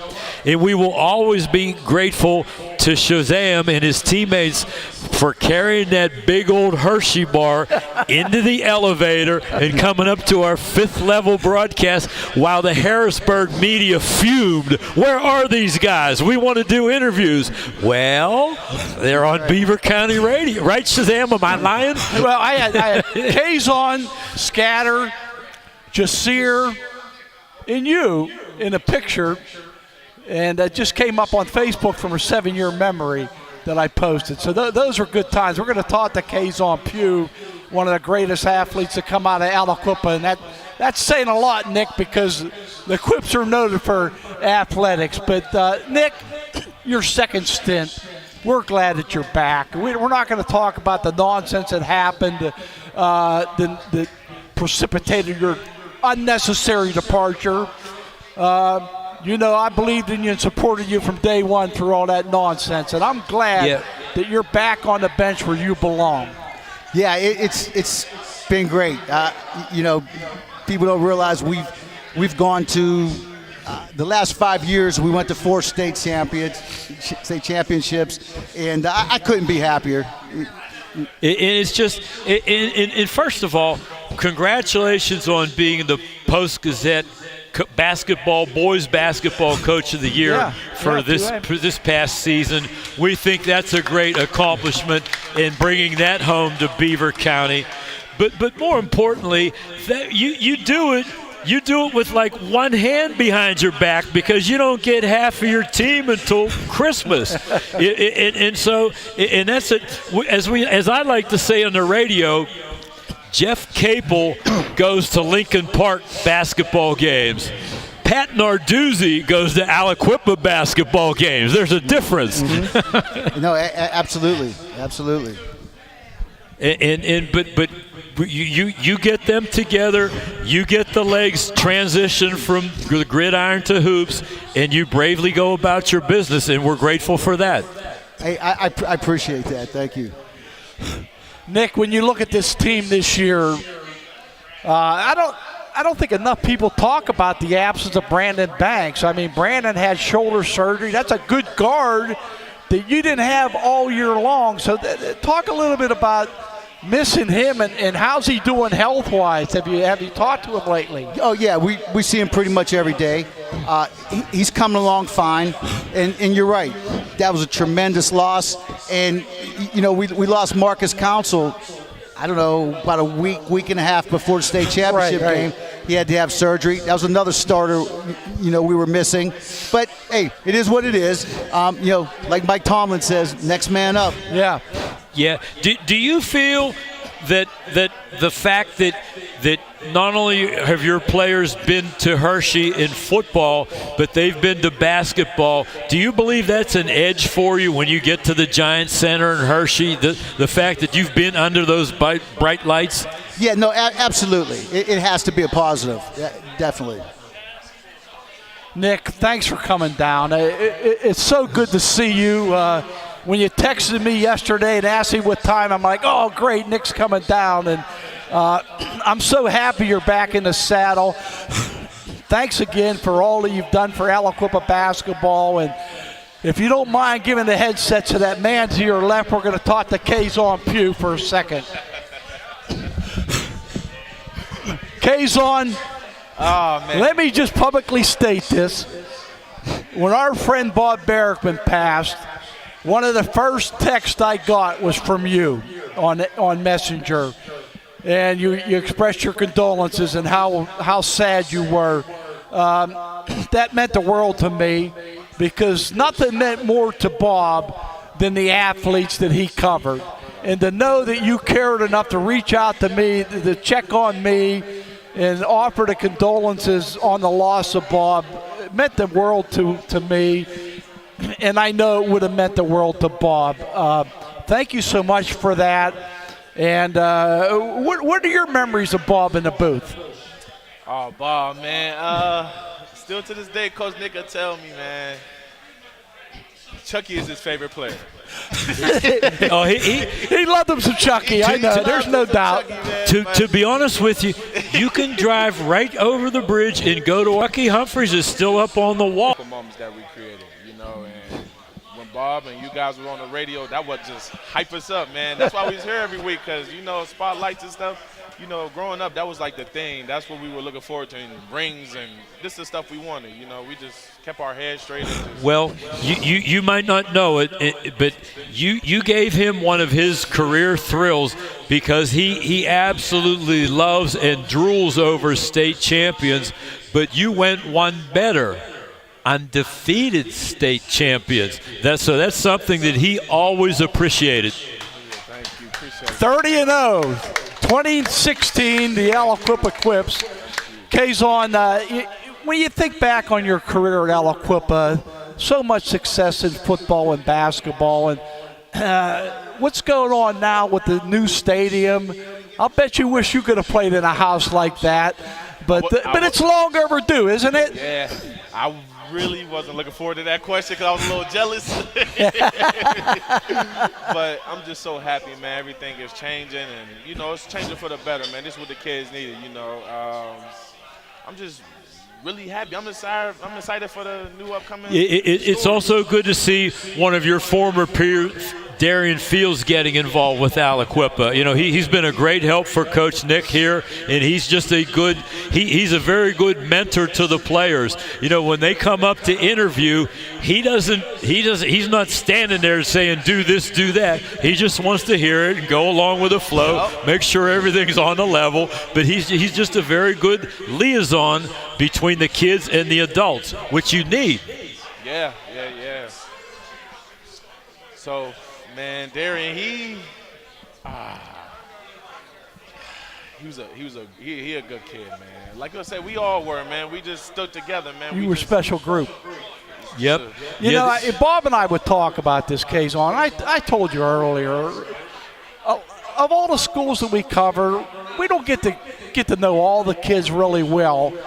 But for some reason, it seems like your group, we kind of clicked with. And you guys, I think it was the way the respect that you showed, your maturation, how you carried yourself. You guys were mature beyond your years for high school players. And I think that had a lot to do with how many W's you got. But, you know, I just want you to know, and Bob and I and Bruce have talked about this, you know, you and Darian and Chucky, Jasir, all of you guys, I don't want to let anyone out, but you really were a very special group of athletes who set the tone at Aliquippa, who helped set the tone. I mean, it's been set a long time ago.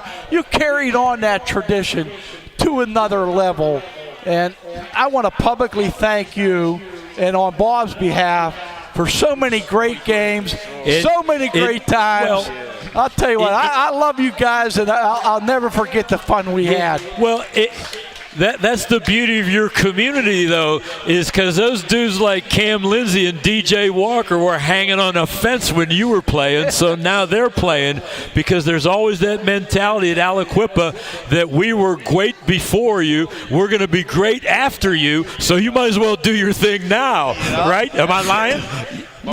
Nick has a picture of Bob and I on his phone, Coach Lakovich with Bob and I. And if you look at me, I have long white sleeves on under my golf shirt. Same golf shirt, actually. And Chucky Humphreys used to wear long white sleeves under his game jersey. Typical. And he would always say, "Oh, Mr. Hayes, you have to wear long white sleeves if I'm wearing them." So I think it was 105 degrees in the gym that night, and I had long sleeves on because of Chucky. But I couldn't take a chance, so I had to wear the long sleeves. You beat Lincoln Park, go to Hershey, you win the state title, 30-0. How often do you think about those days?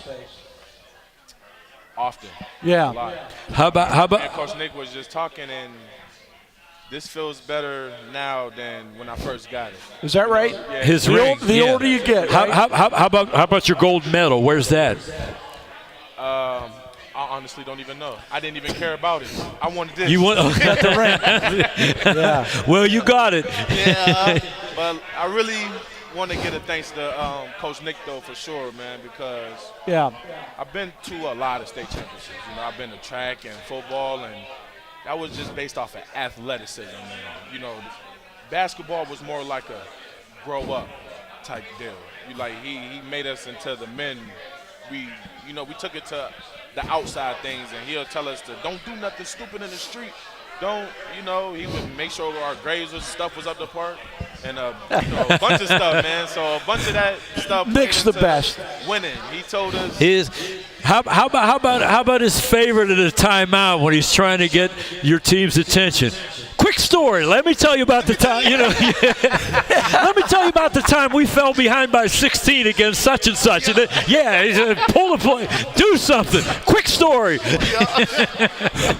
K's on. The thing about Bob is, he loved covering games and stuff, but he valued the relationships. Yeah. And I kind of feel that way. You got my telephone number. You know how to reach me if you ever need anything, my friend. I'll be there. I love you, man. Thanks for coming down. Yeah, and there was, you'll remember, I know from coaching track, there were two hurdlers from Freeport High School, twin brothers. One of them tripped you. I forget which one. It was it Dylan or Darren? I don't know which one. Right? Yeah, it was. It was you were wide open. And the dude that went to West Virginia tripped you up at Seneca Valley. No doubt. He was gone, what was his name? I forget. Yeah. So, we're going to take a timeout. We come back. We're going to talk to one of Bob's dearest friends, and I'd like to think he's a dear friend of mine. I hope he agrees. Dr. John Gazzetti, who's been so instrumental in the Bob Barrickman Memorial Scholarship as well. So we'll be back after this timeout. As friends go, Bob was the best. Hello, this is DJ Frey with Frey Transportation. It's an honor to be part of Bob Barrickman's special tribute, just as it is an honor to have known him. Our friendship goes back many years. That's many years of good times and memories. There was no one like Bob. He was one of a kind, genuine, kind, talented, and so much more. Please consider a donation to the Bob Barrickman Memorial Scholarship, established in his name through the Beaver Area School District, his alma mater. Bob Barrickman, a special man, and to know him was to love him. The J&J Spratt Funeral Home in New Brighton has been that calming force for area families for years. Beaver County radio sports legend Bob Barrickman was the calming voice of high school athletics. He entertained listeners for years. Sports was his passion, and his play-by-play kept listeners on the edge of their seats. He built relationships not just with the coaches and players, but with their families too. Bob will never be forgotten, nor his dedication to Beaver County sports, and always will be remembered as a friend and made Beaver County sports what it is today. Suman Automotive's dedication to cars is like Bob Barrickman was dedicated to high school sports. All professionals have a mission. Bob's mission was to bring excitement to the listeners with his special flair and his unique voice. Whether it's under a vehicle or play-by-play, one thing is for sure, they got the job done right. Bob Barrickman was a slam dunk, and Suman Automotive was honored to have known him. Call Suman Automotive today at 724-266-0862. Whether it's Little League or the big leagues, it's time to get out and play ball. Friendly Federal Credit Union reminds you that every team looks forward to playing at home in front of a live crowd. Seeing loyal fans can help any player feel more comfortable. Just like a home game in baseball, Friendly Federal Credit Union always has friendly faces to help and cheer you on at the teller window. Now get out of that dugout and in front of your cheering section, the personal live tellers at Friendly Federal Credit Union. It can be hard to imagine being homeless, yet many vulnerable people are just a paycheck, illness, or family emergency away from homelessness. Each year, hundreds of individuals and families struggling with homelessness or housing-related crises turn to the Cornerstone of Beaver County for help. The Cornerstone of Beaver County provides emergency housing, basic needs, and resources. And this spring, they'll open the county's long-awaited 24-hour men's emergency shelter in Vanport. If you or someone you know is facing homelessness, call the Cornerstone of Beaver County at 724-846-6400 or visit cornerstonebeaver.org. Rick and Sean Plasmeyer from Plasmeyer Towing in Elwood City want to take this time to join the friends of Bob Barrickman in a special tribute to the man himself. Wednesday, April 5th at the patio at Robert's Roadside Inn. Bob was a familiar face in the broadcast booth at the Riverside Games for years. His contribution to local sports is unmistakable and unforgettable. There was no one quite like him, a special man inside and outside the broadcast booth. Bob Barrickman will not soon be forgotten. Rick and Sean and the entire Plasmeyer family from Plasmeyer Towing salute you, Bob, for your years of service to the sports community and to Beaver County. Tri-State Waters in Beaver is honored to be a part of Bob Barrickman's special tribute tonight. Bob was genuine, talented, and a great guy. He loved Beaver County sports no matter what sport it was. Bob's interviews made coaches, players, and family members feel very special. He encouraged the players to give it all, just like he did during his broadcast. Please consider a donation to the Bob Barrickman Memorial Scholarship, established in his name through Beaver High School. At Geneva College, your academic experience will prepare you with exceptional expertise in your chosen field. But what you'll learn is so much more than just that. Integrating faith and learning, you'll grow to see God's purpose and calling in your life's work. You'll be challenged to imagine how the world around you could be different and what your part might be in making that difference. You were made to live courageously. Visit geneva.edu today. Bob Barrickman was a special individual when it comes to sports, especially high school sports. Bob was the voice of Beaver County. He loved what he did. Bob put a smile on his face, whether the team won or lost, and Dr. C. Timothy Lip does the same. Visit lipdentistry.com for a beautiful smile. Please consider a donation to the Bob Barrickman Memorial Scholarship, established in his name through Beaver High School, his alma mater. Bob Barrickman, a special man. Make this the year you make all your remodeling dreams come true and call Carver Construction in New Brighton today. Satisfying customers since 1982 for both residential and commercial renovations. Professional, reliable, and fast. These are words you don't easily come by in the construction business. Let Carver Construction help with your remodeling plans right now. Spring is almost here. Call 724-847-1572 or visit their website, carverconstructionpa.com. Carver Construction, building dreams one home at a time. My Heroes Sub Shop is honored to be part of the Bob Barrickman tribute.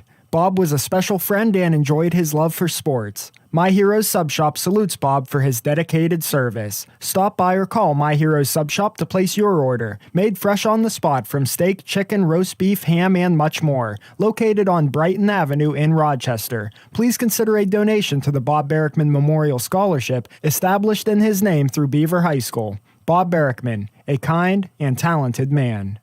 Hi, folks. I'm with our good friend John Diagardi from Roe Monument. John, you were telling me earlier that people really should not rush into choosing a memorial for their loved one. Now, why is that? We found that families need to take ample time to grieve first. Grief is not something that we get over, but rather something that we learn to live with. So the length of time to grieve varies from person to person. You mentioned that the monument can't be placed right away. That's right. There are certain things that need to take place before a monument can be installed.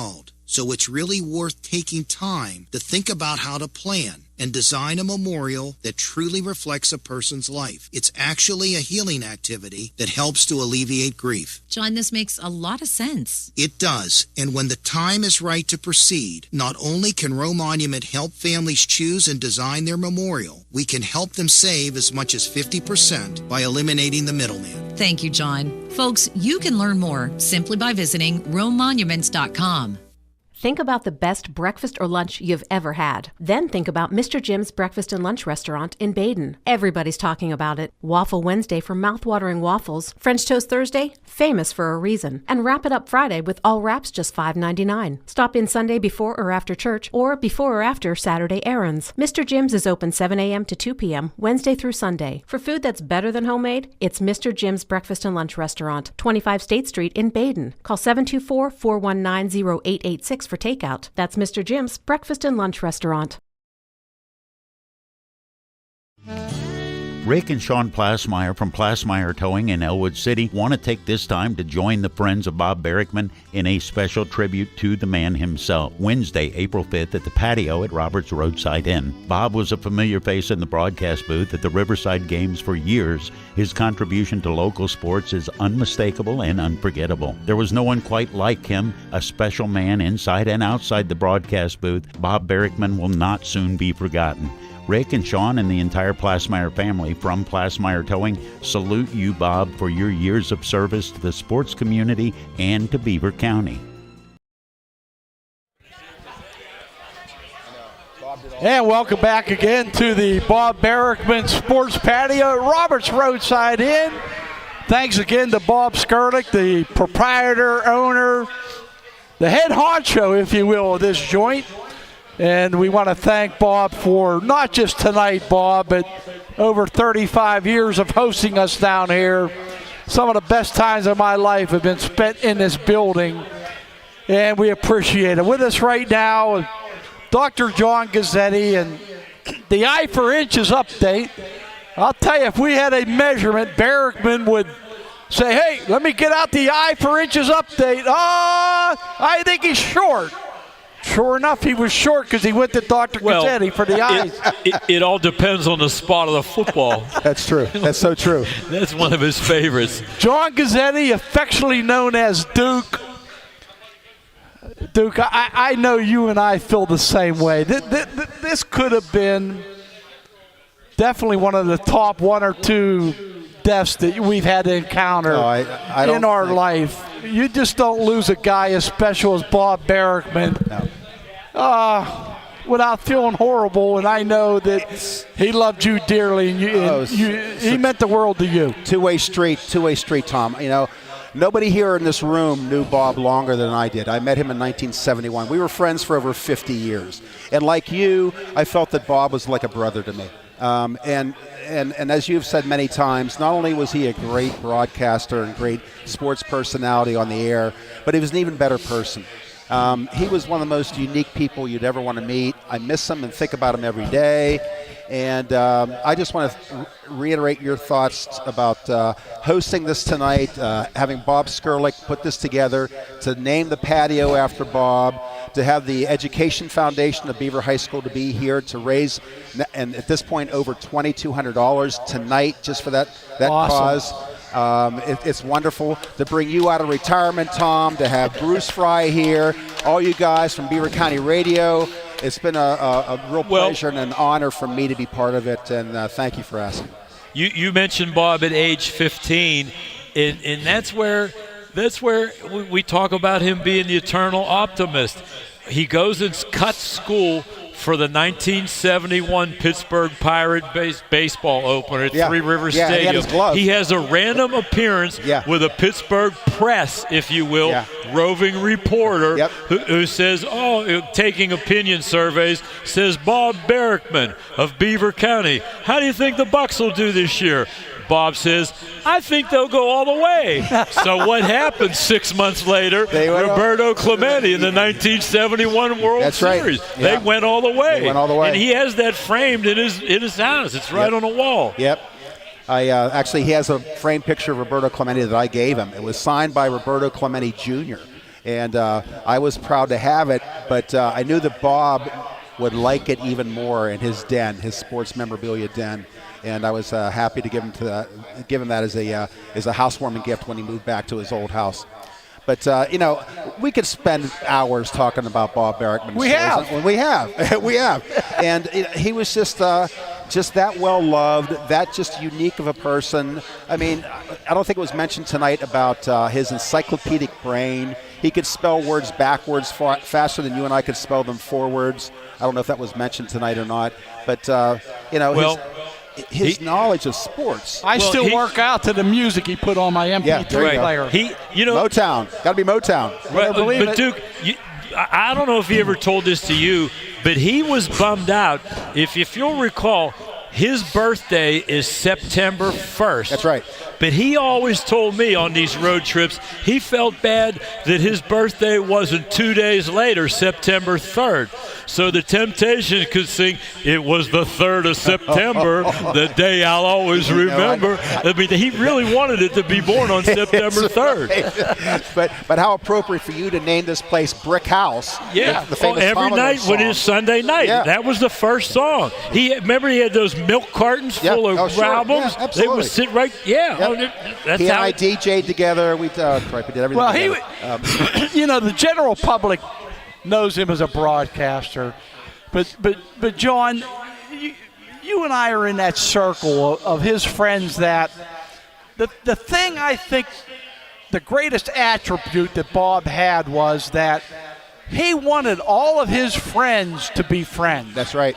Like he wanted you and I to be tight. That's exactly right. Me and Bill Zawoski, right. Carrie Lacey and I. Yep.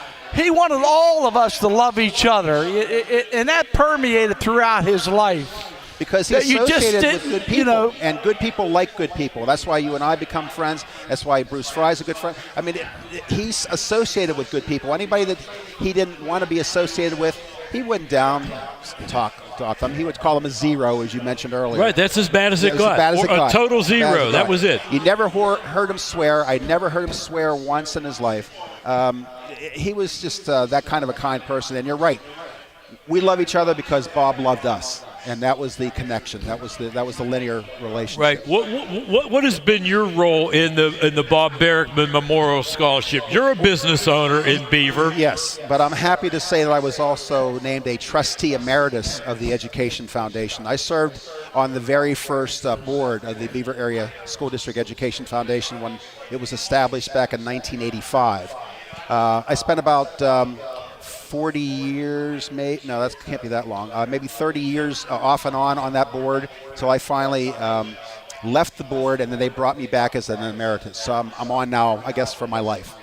I have no voting privileges, but they appreciate my insight for whatever that's worth.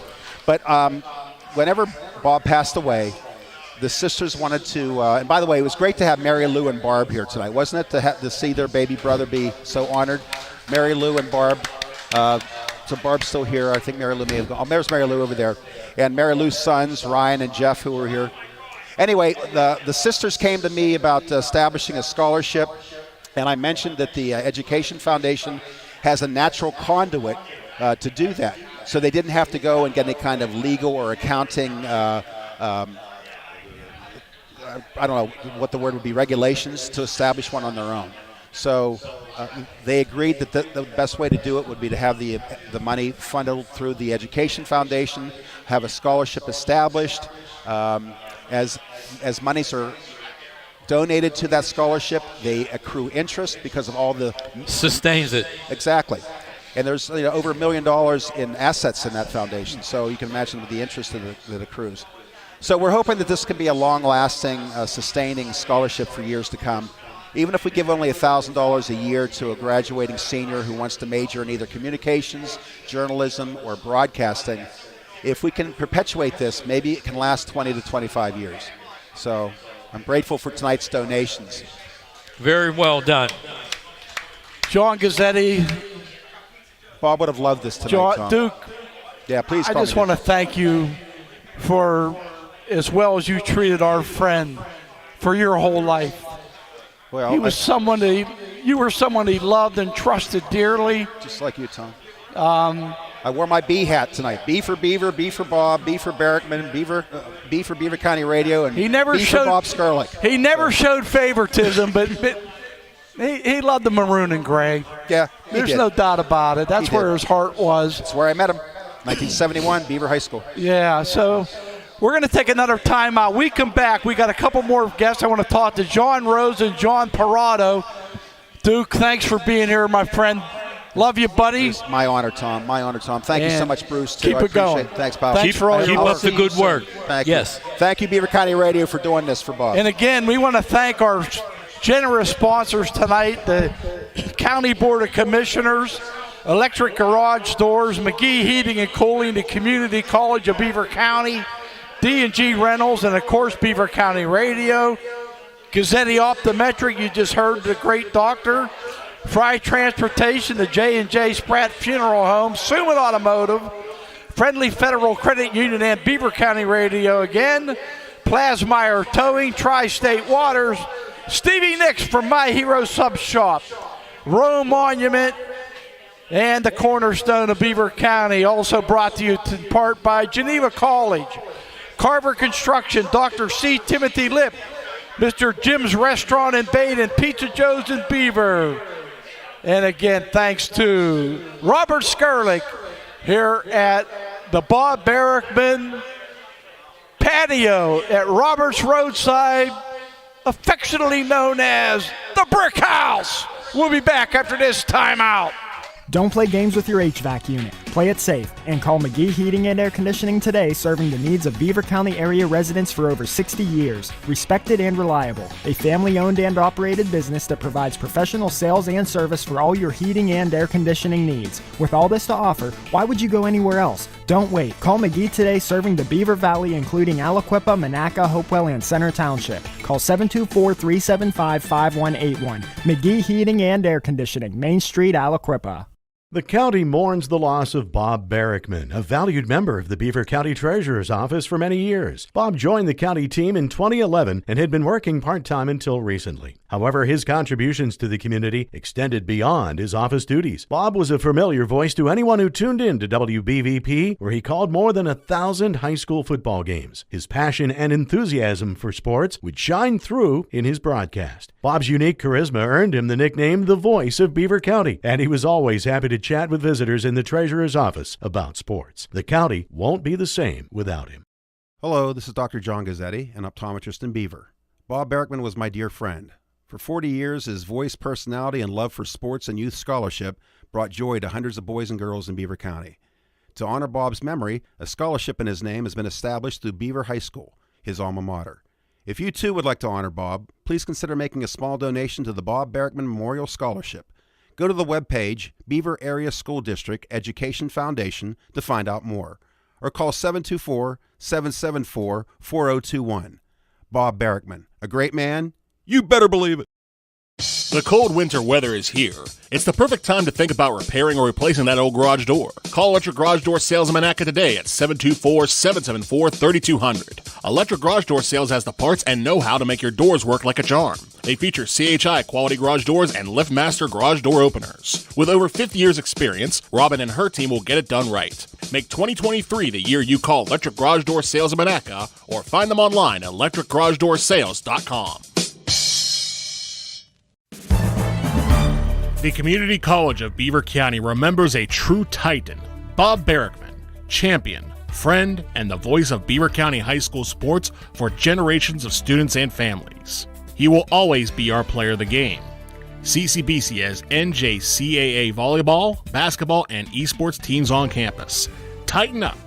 Learn more and follow at ccbctitans.com.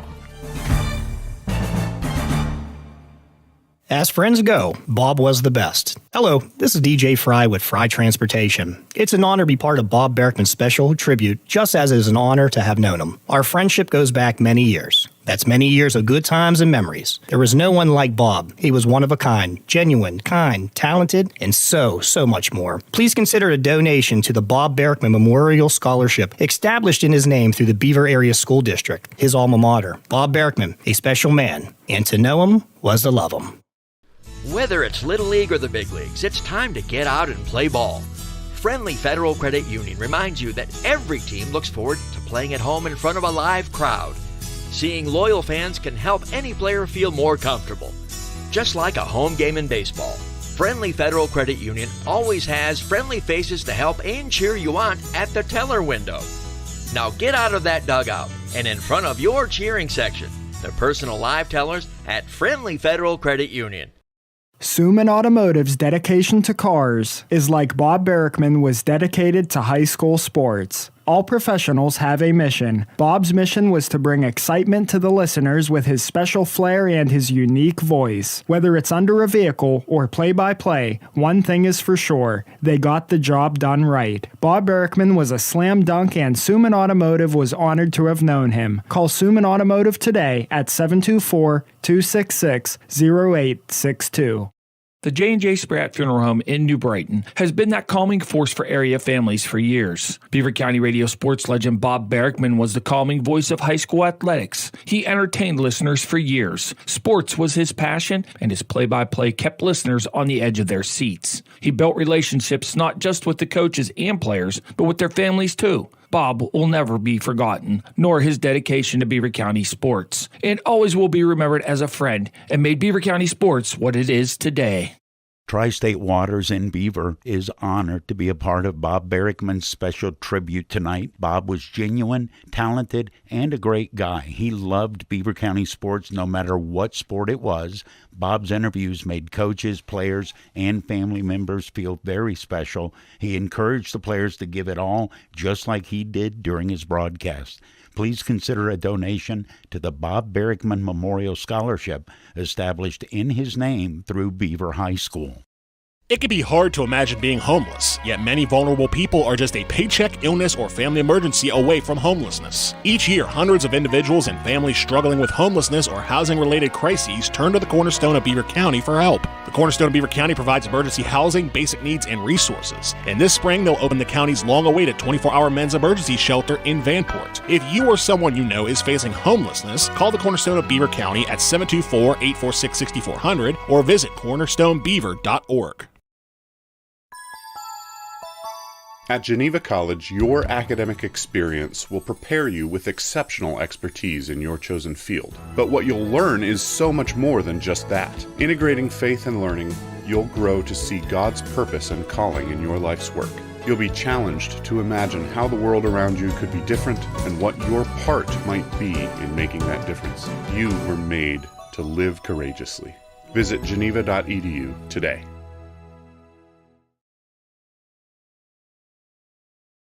Think about the best breakfast or lunch you've ever had. Then think about Mr. Jim's Breakfast and Lunch Restaurant in Baden. Everybody's talking about it. Waffle Wednesday for mouth-watering waffles. French Toast Thursday, famous for a reason. And Wrap It Up Friday with all wraps just $5.99. Stop in Sunday before or after church or before or after Saturday errands. Mr. Jim's is open 7 a.m. to 2 p.m. Wednesday through Sunday. For food that's better than homemade, it's Mr. Jim's Breakfast and Lunch Restaurant, 25 State Street in Baden. Call 724-419-0886 for takeout. That's Mr. Jim's Breakfast and Lunch Restaurant.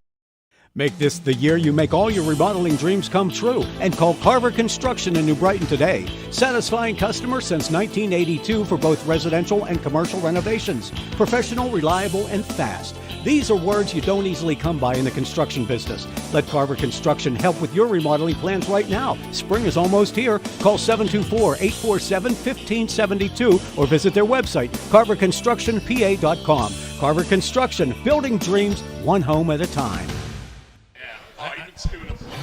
And we're back for the final time to do a couple more interviews and wrap things up here at the Bob Barrickman Sports Patio, Roberts Roadside Inn. Just a reminder for those of you still wanting to donate to the Bob Barrickman Memorial Scholarship Fund,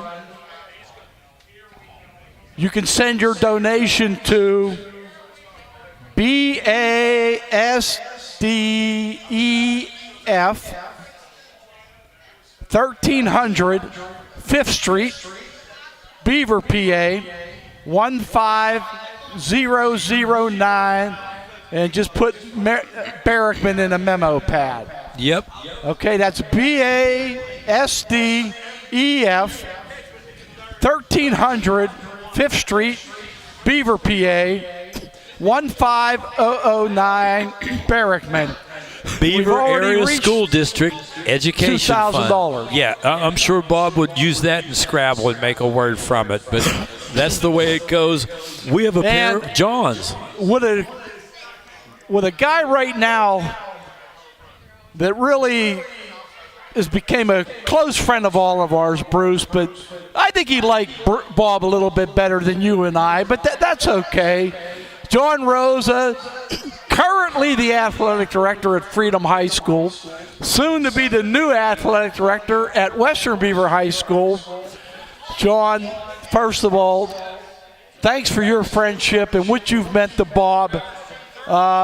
There isn't an AD in the county that treated Beaver County Radio any better than you and the folks at Freedom. Thank you. Thank you for all you've done for high school sports in the county. Yeah, it's been a great pleasure, and we're definitely going to miss Bob, but we appreciate what you guys do. We've been very grateful to you for giving us one more outlet, and that's Saturday night football at Freedom. That was right. You talking Saturday afternoon? No, well, that's the future. BVP. I'm talking about at night. Tom, let's not kid each other. Who has a better food spread than this young man either?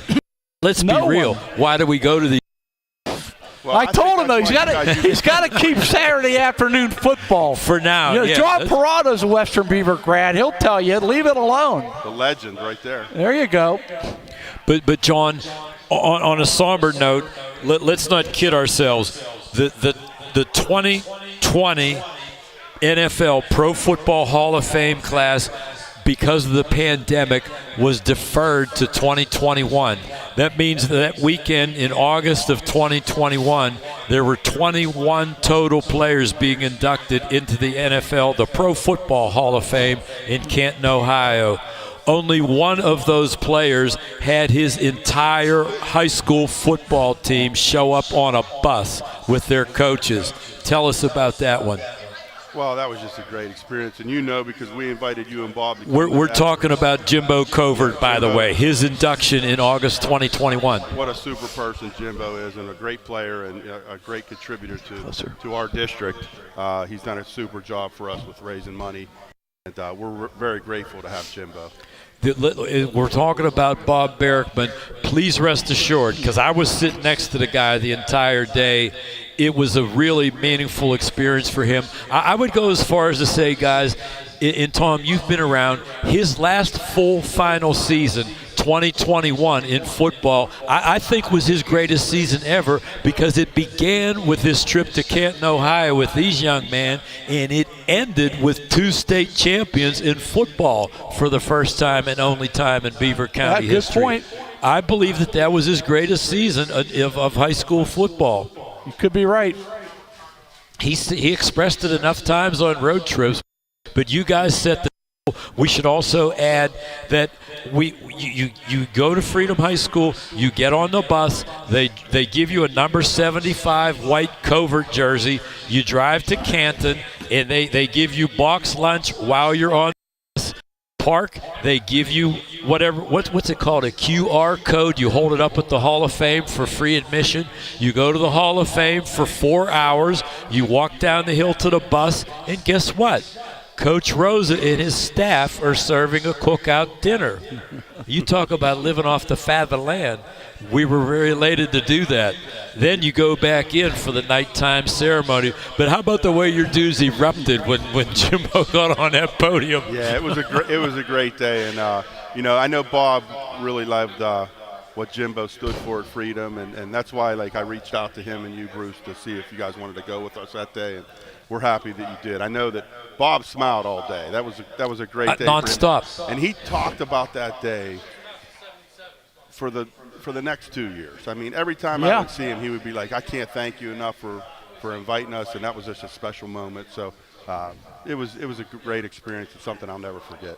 John, tonight is the MAC coaches banquet meeting. A lot of coaches probably would be here if not for that. You skipped the meeting to come tonight, but let me publicly acknowledge the MAC Coach Association, because we're talking about the Bob Barrickman Memorial Scholarship Fund. You guys are one of the biggest initial donators. The MAC coaches donated $500 back when Bob passed in December. And believe me, me and Bob's family and a lot of people, that meant a lot. And I know you're instrumental in that. So thank you for your part in that. and that was greatly appreciated. Yeah, that's a great organization with a ton of great guys. You know, Joe Hamilton and those guys started that years and years ago, and it's just a super organization, and we appreciate what Bob's done for high school sports in this area. One certain memory of Bob, or just too many to list? You know, the thing I think about when I think of Bob is, I was telling the guys over there, when he would come to Freedom, he would make it like Freedom was his favorite team. Like, and I think he did that everywhere he went. Yeah. But like, he just made that school feel special. And when he talked to you, the excitement and everything in his voice was just uncanny. Like, nobody has that ability to do that.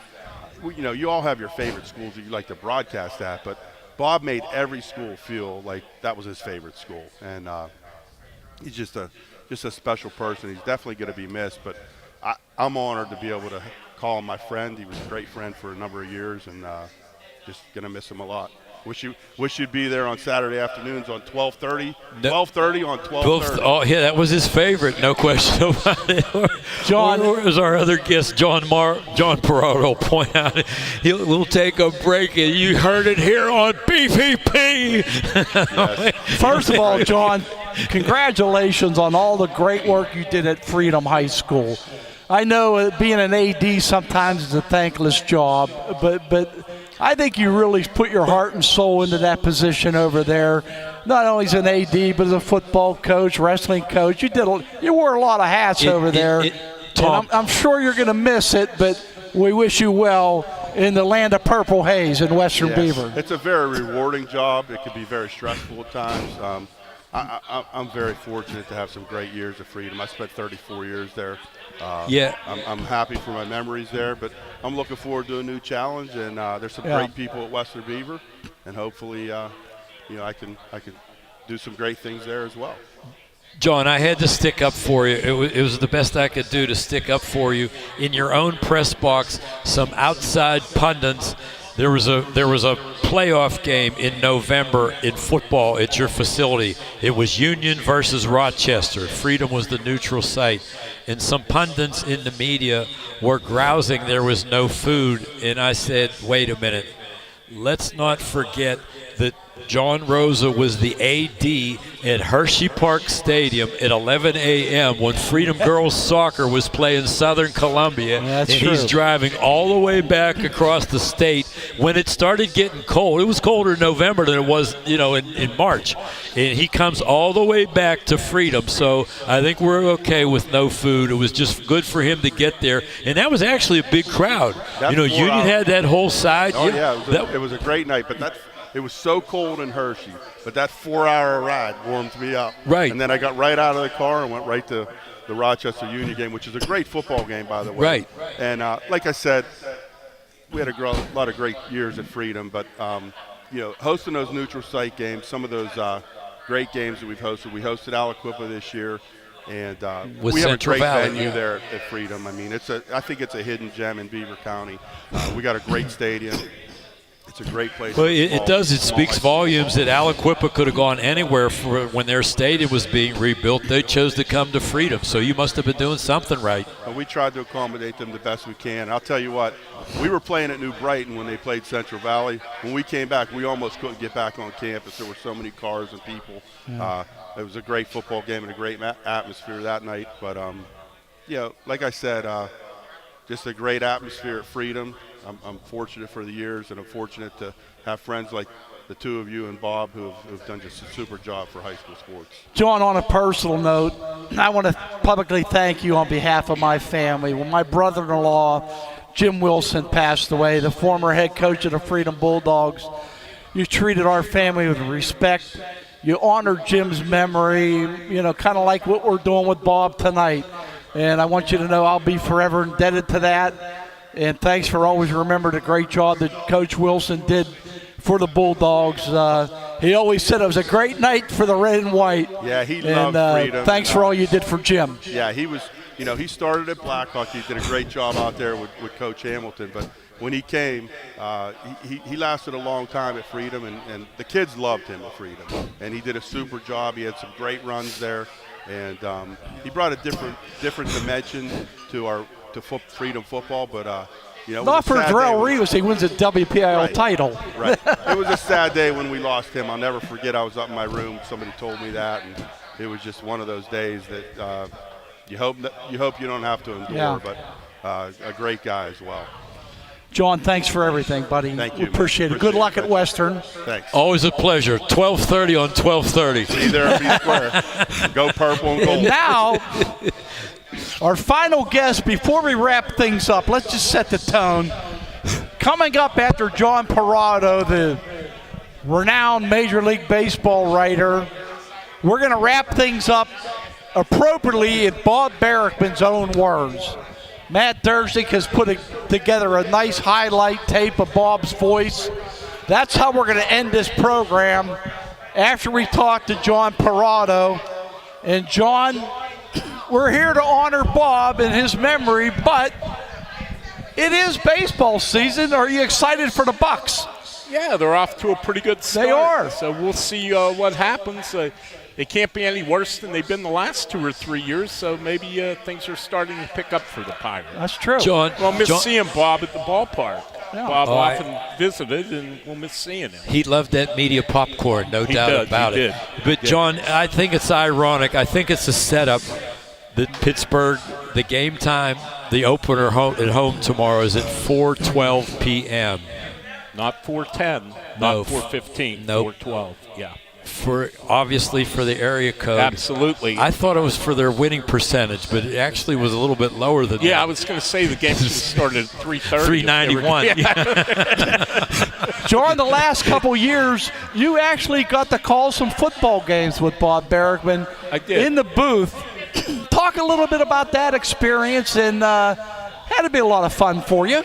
It was a lot of fun. I mean, Bob and I knew each other going back to when I was in Geneva and a part-time writer at the Beaver County Times, and, of course, Bob and you worked in the circulation department. So, Bob and I went back forever, I mean, to when I was a teenager. And, I'd see him a lot of times at games, visit with him, always good to see him. And I got a chance to do 5 or 6 games with him last year, and sadly they were the last high school games that he did. And it will always be a career highlight for me. I'd never done anything like that before, and Bob was very helpful with me, and I really enjoyed working with him. We had a lot of fun. And the thing about Bob was he never had a bad day when he was doing high school football. When people do something for as long as Bob did, you kind of get jaded sometimes. There's times where maybe you don't want to do a game that day. I never saw Bob at a game ever that he wasn't all fired up about it, and that really made it fun. Even at the end, Bob was sick, and it wasn't the same Bob that we knew for years. But somehow, when they would kick off, things would change, and the light switch would go on, and he'd be the old Bob for those 2.5 hours. And it was really neat. It was definitely a highlight to be able to do that with him. Did I'll you always remember it. Did you interact with him when I think it was about a 14-year stretch that he was a Times sports columnist with his infamous "Where Are They Now" feature. Yes. Did you get to, you're obviously there. Oh, yeah, I enjoyed it, and I edited many of them. And, Bob, everyone thinks of Bob as a broadcaster, obviously, first, but that was a very good, informative series that Bob did, and it was against my objection when we had a change in management, and they decided to drop the column. It wasn't my idea, but I enjoyed it, and it was fun. He was able to update you on guys from the past, sports figures from the past, and it was fun to have them reminisce and also see what they were doing. And nobody ever turned him down, whether they were the NFL or nobody ever said no. And he got so many interesting people, so many interesting stories. In the 14 years he did that. And that was always one of the highlights of the week for me, to be able, if I didn't edit his story before it went in the paper, to read it actually got into the paper. John, we got to ask you a serious question. Do the Buccos sign Brian Reynolds by Friday? I would say so. I think they have. Really? They're close enough to an agreement. I think it'll get done, and I think they'll wait so they can make a bigger deal about it to do it on Friday on the day of the home opener. John, we want to thank you for the friendship all the years. You've called us on the wrap-up show. You've come down to Coach's Corner. You helped Bob out. You've been one of the greatest guys to run into in all the press boxes that we've ever encountered. You're one of the guys that made our job special, and we appreciate all you've done. And I know how hard you have worked to bounce back. So many different positions you've had in the last several years. You've always persevered. I admire you greatly for that, and I wish you nothing but continued success and my internal gratitude for being our friend.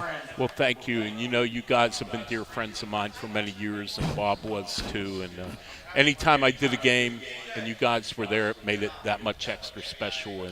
And I'm glad you did this show for Bob's memory. I mean, he had so many friends, so many fans, and it's still hard to believe he's gone. And, yeah, we had to get through hoops.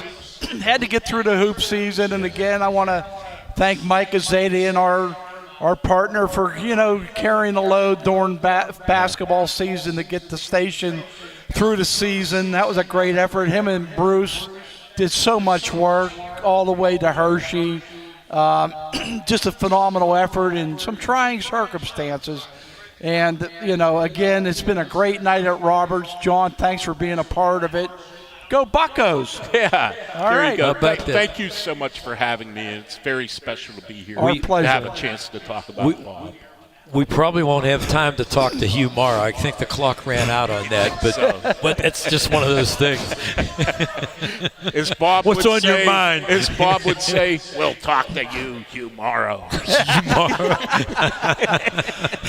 No doubt that he would. Want to send a shout out again to our sponsors for tonight's program. The Beaver County Board of Commissioners, Electric Garage Doors, McKee Heating and Cooling, the Community College of Beaver County, D&G Rentals, Gazzetti Optometric, Frey Transportation, the J&J Spratt Funeral Home, Summit Automotive, Friendly Federal Credit Union, Plasmeyer Towing, Tri-State Waters, Stevie Nicks from My Hero Sub Shop, Rome Monument, the cornerstone of Beaver County, and, of course, Beaver County Radio. And, again, my personal thanks to guys like DJ Frey, who spent the night with us, and Frey Transportation for their great support and their friendship for so many years. And Frank Sparks, Beaver County Radio's general manager. Frank took over just about the time that Bob passed away, so you want to talk about a huge transition in Beaver County Radio. Horrible news with Bob's passing, but great news with Frank taking over, who's done a great job and will continue to lead Beaver County Radio into the future. Frank, the phone call to offer me to help host this show tonight was greatly appreciated. It's only fitting that we would wrap this show up with some famous words from the one, the only, the legend, my dear friend. Man, this hurts. I love you, Bob. Final thoughts from our buddy, Mr. Bob Barrickman. It's been a great run. I've had a lot of highlights, a lot of WPIL and state championship games, be it football, basketball, baseball, softball. It's been a great ride.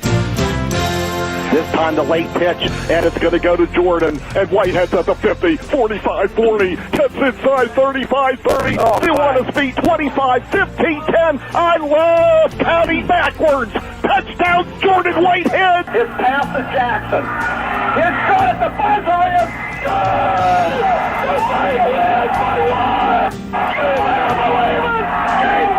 good. The game on the right. Unbelievable. 59-58. Dupree wins with the buzzer. We'll see what happens. Here's the kick. It is up. It is no good. Wide right. Off to the right. Wide right. Hopewell leads it, and apparently they're going to win it. 7-6. Ball down low. Josh Creech, Lambaroo. How do you do?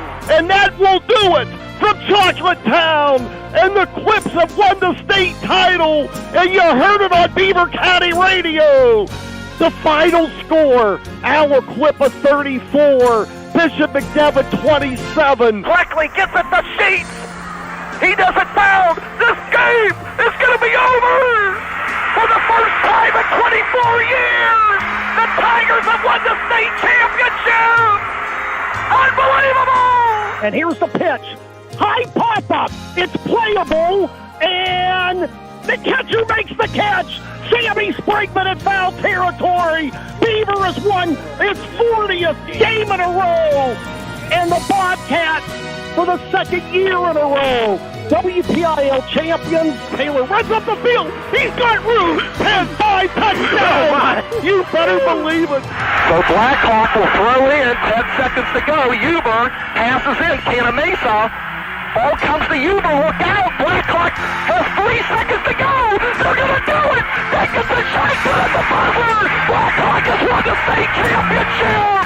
They have won the state championship. Can you believe it? Keeter saves it. Ball in the Cruz. The Ovion with the three.